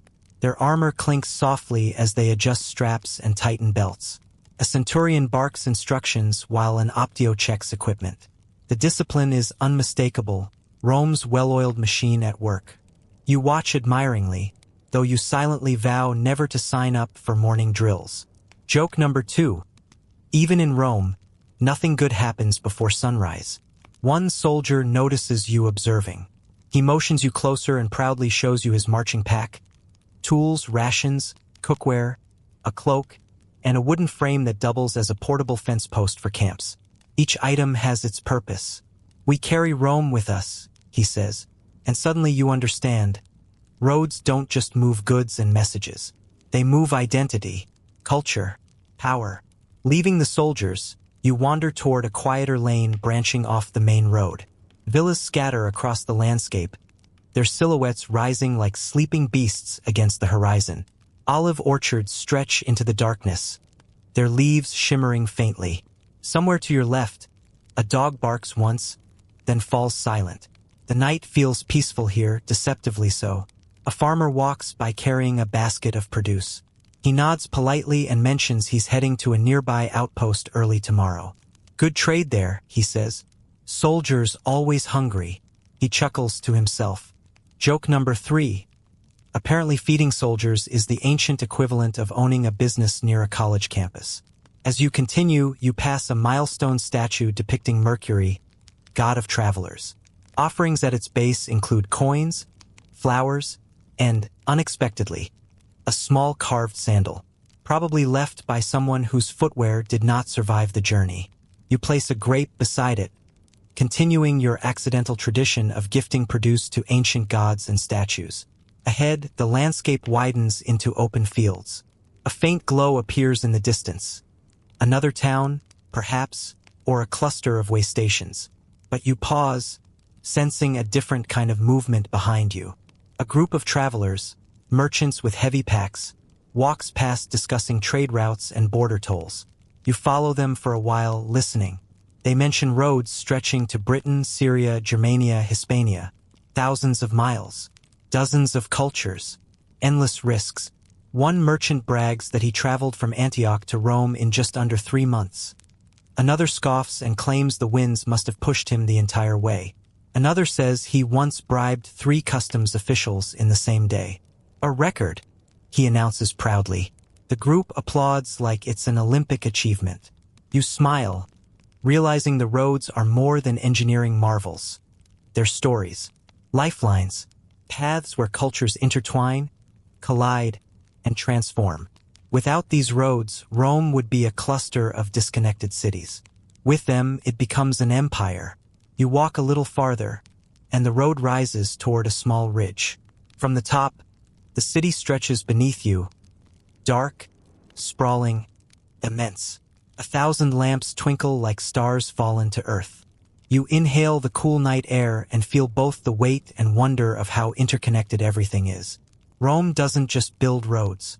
Rome builds reach, influence, control, possibility, and as you stand there, gazing at the ancient superhighway before you, you understand why Rome feels impossible to escape. Not physically, but existentially. Everything leads here. Everything returns here. But for now, the night calls you back toward the city. The road will still be waiting in the morning, ready to carry the empire's dreams and demands, further than you can imagine. You leave the ridge behind and drift back toward the main road, but your mind lingers on the caravan of merchants heading toward distant borders. Their stories echo in your thoughts. Tales of strange lands, strange weather, strange dangers. And then it strikes you, Rome isn't just the center of an empire. It's the knot that ties together countless worlds, many of them far harsher than the city you've been wandering. Curiosity tugs at you again, and you follow a wagon trail branching eastward, where the air seems colder and sharper, as if it's already remembering winter. The torches grow fewer. The landscape opens into rolling hills scattered with scrub and rocks. Eventually, the city lights fade behind you, shrinking into a distant shimmer. Only the moon guides you now. Ahead lies a small military outpost, built of sturdy timber and stone. A handful of soldiers gather around a fire pit, their silhouettes flickering like restless shadows. You approach cautiously. One soldier, a veteran judging by the deep lines on his face, glances up and waves you over with the easy confidence of a man who trusts his spear more than strangers. "Come warm yourself," he says. "The frontier winds have teeth." You settle near the fire, grateful for its heat. Sparks rise into the air, swirling like tiny fire spirits before vanishing into the night. Beyond the outpost, the land stretches into darkness, broken only by faint torch glows marking other camps or distant watchtowers. "This is the edge of Rome," the veteran says, "or close enough to feel it." The phrase chills you more than the wind. A younger soldier pokes at the fire with a stick. "I heard wolves out there tonight," he mutters. "Or raiders. Hard to tell." Joke number 1. Apparently Roman soldiers used the same classification system as modern hikers. Wolf, wind, and something I hope never comes closer. The veteran chuckles. "Wolves don't bother us. Raiders sometimes do." He gestures toward the dark horizon. But worse than either is boredom. Boredom will kill a man faster than a barbarian. You feel a mix of admiration and unease. Frontier life is nothing like the bustling energy of Rome. Here, every night feels like a test of patience, endurance, and nerves. A mainstream historical fact surfaces. Rome's borders were vast and constantly shifting. Forts like this one dotted the edges, housing soldiers who patrolled frontiers, monitored trade, and watched for incursions. These weren't glamorous posts. They were remote, weather-beaten, and often thankless. The younger soldier tosses you a strip of dried meat. "Better chew it slowly," he warns. It fights back. You bite anyway and immediately understand what he means. The texture is somewhere between leather and personal regret. As you swallow with difficulty, the veteran begins describing daily life here. "We train, patrol, repair walls, drill, tend animals, play dice, argue about nothing, and wait for messengers to bring news from home." He sighs, "and hope the pay arrives on time." You can't help but think about the soldiers you saw preparing to march earlier, their discipline, their camaraderie. Here you see the other side, isolation. A group of auxiliaries returns from a patrol, speaking in a language you don't recognize. They greet the others warmly before unloading gear. Rome's legions weren't composed solely of Romans. Many fighters hailed from conquered territories, serving for the promise of citizenship upon completing their term. A scholarly debate line surfaces. Historians still argue whether auxiliaries felt genuine loyalty to Rome or simply pragmatic obedience. Watching them joke with the legionaries, you suspect both can be true. You rise and follow a pair of soldiers along the wooden rampart. From up here, the frontier feels impossibly vast. The darkness beyond the wall seems to breathe. You imagine distant figures watching from forests or hills, measuring their chances, weighing risks, waiting for opportunities. One soldier points toward a faint flicker on a far ridge. A signal fire, he says. Our neighbors are awake tonight. He doesn't sound afraid, just resigned. As you walk along the rampart, the wind sharpens. The outpost creaks softly, with settling, ropes swaying, shields rattling on hooks. The structure feels alive yet fragile, a small defiant pressed against the unknown. You descend and wander toward a tent where a craftsman repairs damaged equipment. He hammers dents from a helmet. The rhythmic clang echoes in the cold air. Beside him, a stack of broken spears waits for repair or replacement. War here isn't glorious. It's repetitive maintenance. Nearby, a medic tends to a soldier with a bruised cheek. Not a battlefield injury, apparently the result of a dice game gone wrong. He cheated, the injured man claims. The medic rolls his eyes. Everyone cheats, he replies. Joke number 2. The ancient world invented both gambling and sports injuries entirely unrelated to actual sports.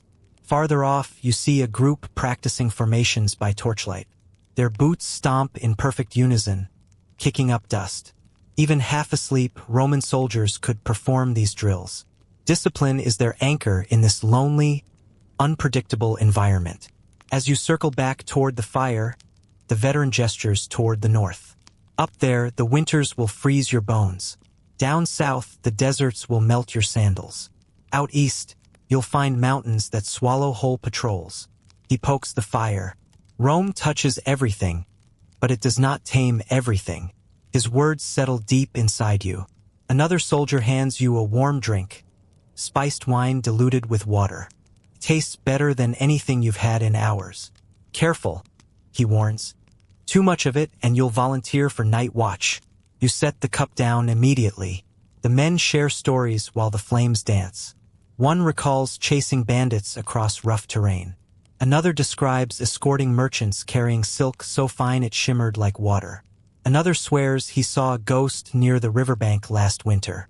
His comrades laugh, but not convincingly.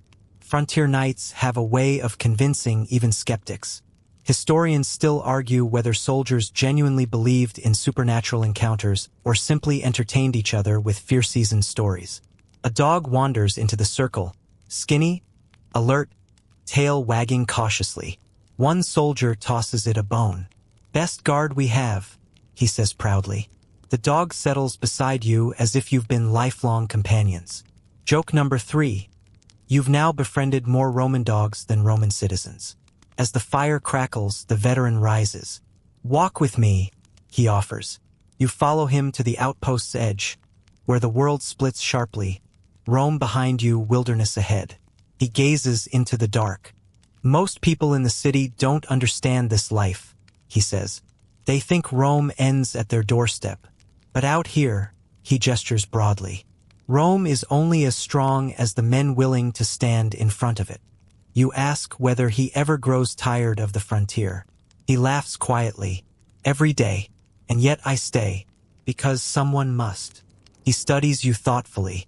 You'd last maybe half a season here. Maybe. His tone is kind, not mocking. Just honest. A horn sounds in the distance. Another outpost signaling something routine or urgent you can't tell. The soldiers tighten their cloaks and prepare to relay the message. The dog lifts its head, ears twitching. The veteran pats your shoulder. Stay near the fire tonight, he advises. The cold can bite harder than steel. But the dark, he pauses. The dark has no mercy at all. You return to the fire, warming your hands as the outpost stirs with quiet readiness. The night stretches wide and wild. You feel small but also strangely alive. The frontier teaches you this. Rome may be mighty, but its edges are thin, tender, and constantly tested. Survival here isn't guaranteed by strength alone. It demands vigilance, endurance, and a willingness to embrace uncertainty. And standing on this border between empire and wilderness, you understand the truth. You wouldn't last long here, but for one night, under the watchful moon, you're part of the line holding back the world. The fire at the frontier outpost burns low, and dawn begins to stain the eastern sky with pale silver. You bid farewell to the soldiers, each of them already preparing for another day of watchfulness, and begin your journey back toward the city. As you descend the ridge and the outpost fades behind you, you sense Rome stirring long before you reach its walls. A distant rumble, a flicker of smoke, a burst of voices. The city waking is as powerful as any army. By the time you return, the early morning light has unfurled across the rooftops, revealing layers of stone, wood, and tile patched and repatched countless times. And today, as you step back into the urban maze, you catch the smell of something sharp and alarming. Smoke. Thick, dark, rolling smoke. Your heart stutters. Rome burns often, too often, and not always by accident. Fires spark in kitchens, workshops, bakeries, taverns, even from dropped oil lamps or careless children. The city's buildings, packed close like sardines in a clay jar, turn small flames into hungry monsters. You break into a run as shouts rise ahead. When you emerge into a wide street, chaos hits you full force. A 3-story insula, one of Rome's many crowded apartment blocks, has caught fire. Flames leap from the wooden upper floors, licking upward as if racing the sky. Smoke pours into the streets, thick enough to blur the world into smears of orange and gray. Residents rush out carrying what they can. Baskets, blankets, jars, a single pair of sandals, even a wooden idol grabbed hastily from a shrine. Children scream, dogs bark wildly. A woman sobs as she clutches a bundle of clothes. 2 men argue over whether to grab furniture or run for their lives. Then a voice booms above it all. Make way for the vigiles. The night watchmen, Rome's firefighters, charge into the scene with hooks, buckets, and ladders. They work with startling coordination, shouting orders and forming bucket lines from the nearest fountain. A mainstream historical fact flashes in your mind. The vigiles, established by Augustus, served as both firefighters and police, battling the city's frequent and deadly fires. Their work was dangerous, exhausting, and sometimes heroic. You watch as they hook burning timbers down before the flames can jump to neighboring buildings. Sparks rain like fiery confetti. The heat stings your face. One vigil shouts for bystanders to pull back. Another scolds a man trying to retrieve a goat from inside the building. The goat doesn't want to die for you, he yells.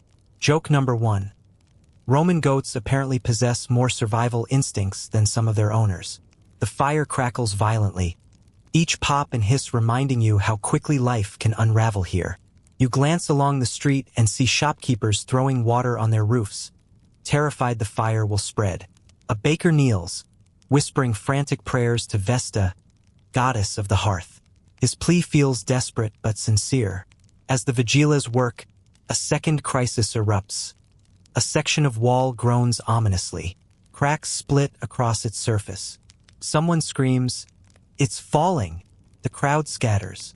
You stumble backward just as the upper floor collapses in a roar of splintering wood and stone. Dust explodes outward like a storm. Your ears ring. Your pulse races. When the air clears, the damage is shocking. Flames still burn, but the collapse has smothered part of the fire. The vigiles waste no time, directing efforts toward the remaining hotspots. They soak burning beams, drag debris aside, and check for trapped residents. You help pass buckets for a while, joining a line of exhausted volunteers. Water sloshes onto your tunic, soaking you down to the skin. The man next to you grins breathlessly and says, "Welcome to Rome, the city that loves to test your laundry skills."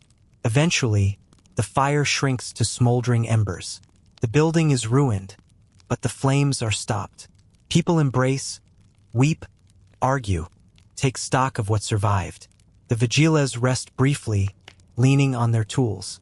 One catches you staring and shrugs. "Could have been worse," he says. "Last year we lost half a street." He wipes sweat from his eyes. "At least the wind was kind today." Kind isn't the word you'd use, but you appreciate his optimism. As the crowd disperses, you wander down another street, shaken but curious about how Rome handles such crises. You soon discover the answer. with complaint, resilience, and a remarkable amount of improvisation. People set up temporary stalls, offering bread and warm wine to displaced families. Elderly neighbors lecture anyone who will listen about how much safer the city was back in Claudius's day. Children chase each other through puddles left by the firefighters, treating them like miniature lakes. Somehow, life reasserts itself faster than you expect. But Rome isn't done reminding you of its fragility. A distant roar echoes down the street. Not fire this time, but people. Lots of them. You jog toward the sound and reach a small plaza where a riot has broken out. Two rival political factions argue over grain prices, and tempers flare like freshly struck flint. One man hurls insults, another throws a clay cup, a third swings a fist. Within seconds, the crowd surges in a chaotic wave of shouting, pushing, and flying objects. You back away quickly, nearly tripping over a crate of dates. A merchant grabs his fruit and flees, muttering about how politics ruins good produce. Joke number 2 completes itself. In Rome, there is no debate so serious that someone won't mourn the nearby snacks. The vigiles arrive again, this time wielding batons instead of buckets. They wedge themselves between the factions, shouting for order. A few people obey, a few don't. The vigiles push the crowd apart, occasionally docking someone sharply on the wrist for emphasis. Eventually, the riot fizzles. People return to grumbling instead of fighting. Grain prices remain unchanged. Peace, Rome's version of it, resumes. But the day isn't done. You turn a corner and nearly collide with a group of workers hauling broken pottery out of a collapsed storage building. Roof gave in, one says. Shoddy work. Told them that beam was bad. Another worker shouts angrily at the foreman, who shouts back. The debris pile tells its own story. Chipped amphory, shattered tiles, a mangled cart wheel. You skirt the mess, grateful you weren't inside when it fell. A scholarly debate moment emerges in your thoughts. Historians still argue whether most urban collapses were caused by poor construction, constant renovations, or Rome's obsession with building upward too fast. Judging from today's events, you're inclined to vote all of the above. As you walk on, calmer now, you notice how the city hums with renewed purpose. People sweep streets, rebuild stalls, salvage belongings. There's no pause button in Rome. Catastrophe isn't an interruption. It's a cycle. Survive, rebuild, repeat. A young boy approaches holding a soot-covered stray cat. He asks whether you saw any fish survive the fire. You shake your head. He sighs dramatically. Then the cat will eat bread. The cat looks unimpressed. Joke number 3. Roman cats appear to prefer seafood, not carbs. The sun dips again, casting warm gold and soft purple across the smoking ruins.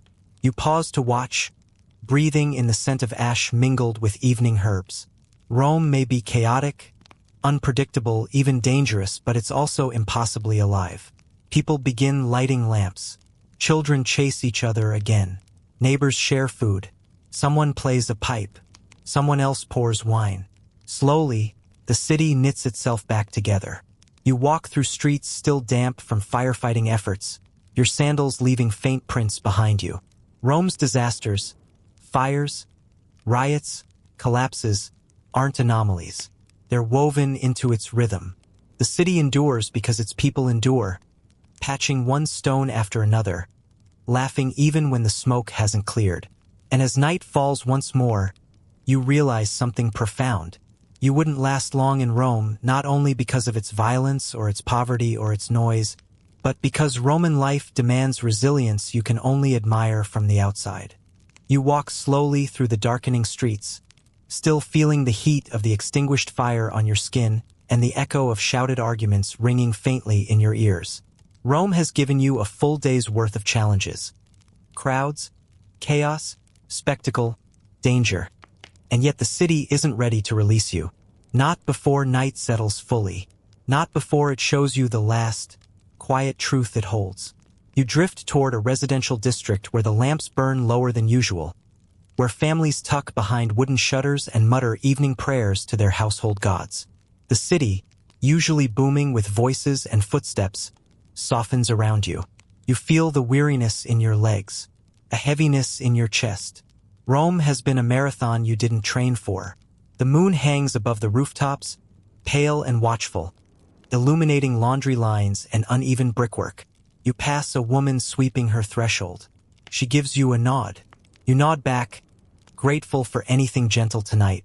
Your sandals scuff against the stones as you climb a slope that overlooks part of the Subura district, one of Rome's most densely packed neighborhoods. From up here, you see it flicker with scattered lamps and torchlight, the buildings clustered like puzzle pieces jammed together by a hurried hand. Somewhere below, a couple argues, their voices rising like sharp-edged music. Somewhere else, someone laughs. Loud, unexpected, genuine. Rome contains all of it at once. A stray dog trots up and falls into step beside you, as if sensing your exhaustion. It sniffs your hand approvingly. Maybe it remembers you from earlier. Maybe Roman dogs have a union. Joke number 1. You continue upward until you reach a small plateau where a public fountain gurgles softly.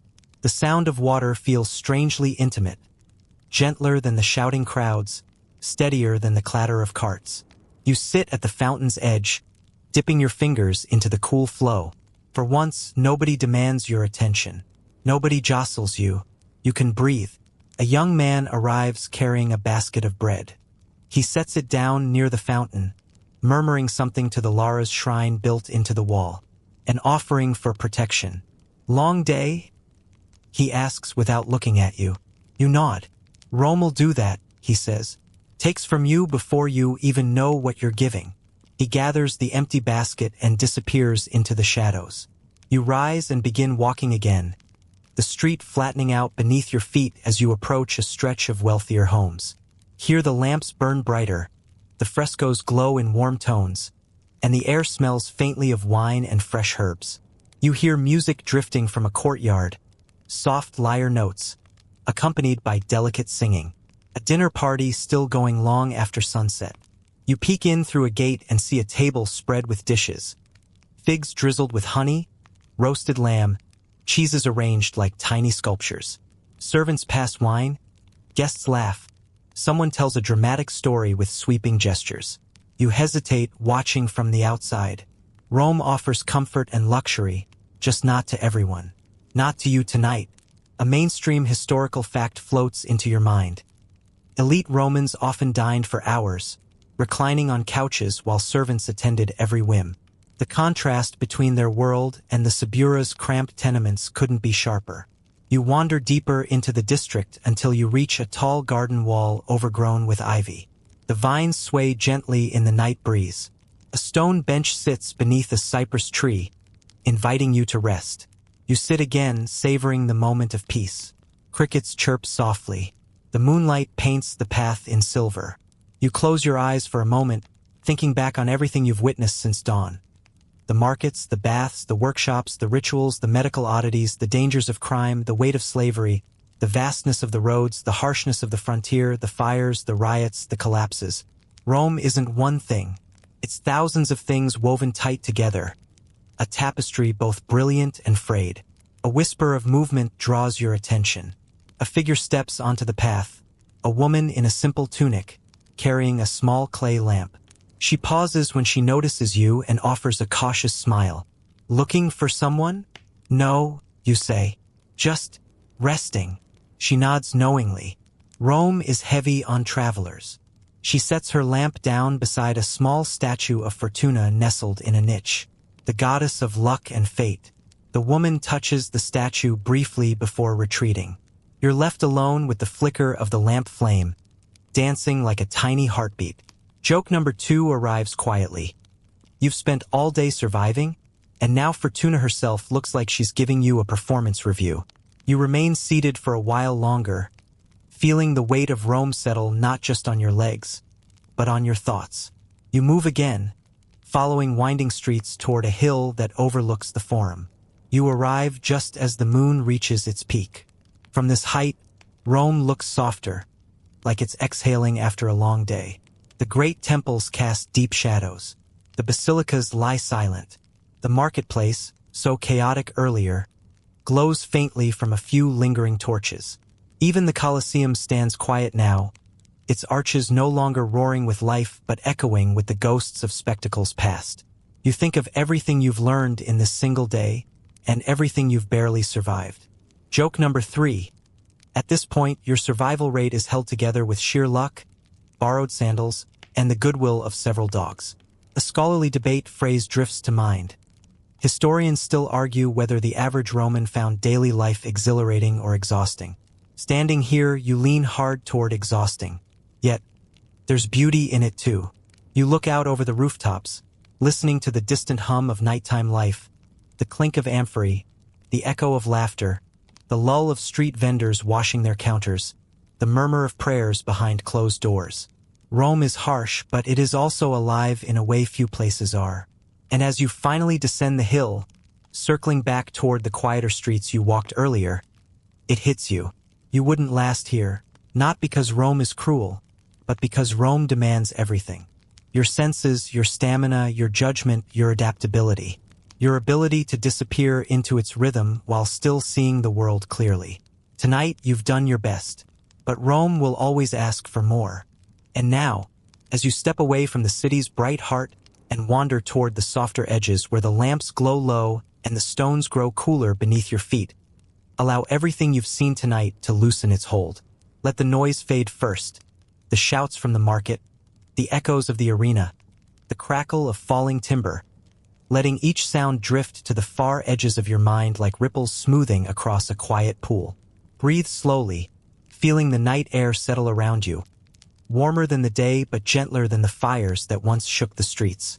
The city stretches out behind you, no longer demanding anything from you, simply resting, simply existing, as if waiting for dawn without urgency. You walk a little farther until the streets open into a small courtyard where a single fountain murmurs beneath a canopy of leaves, its voice soft and steady, like someone whispering reassurance just for you. You sit, or perhaps you imagine sitting, and the world begins to dim at the edges, not with fear, but with release.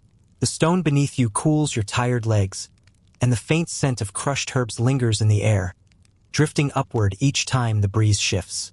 The moon hangs high, silver and unhurried, watching with a kindness that needs no words. And as your breath slows, and your shoulders soften, and your thoughts stretch out into longer, quieter shapes, you feel yourself drifting, not away, but downward, gently, into the comfort of rest. The journey is complete for tonight. You have walked far, learned much, and now the city allows you to let go. Sleep well, traveler. Rome will still be here when you wake.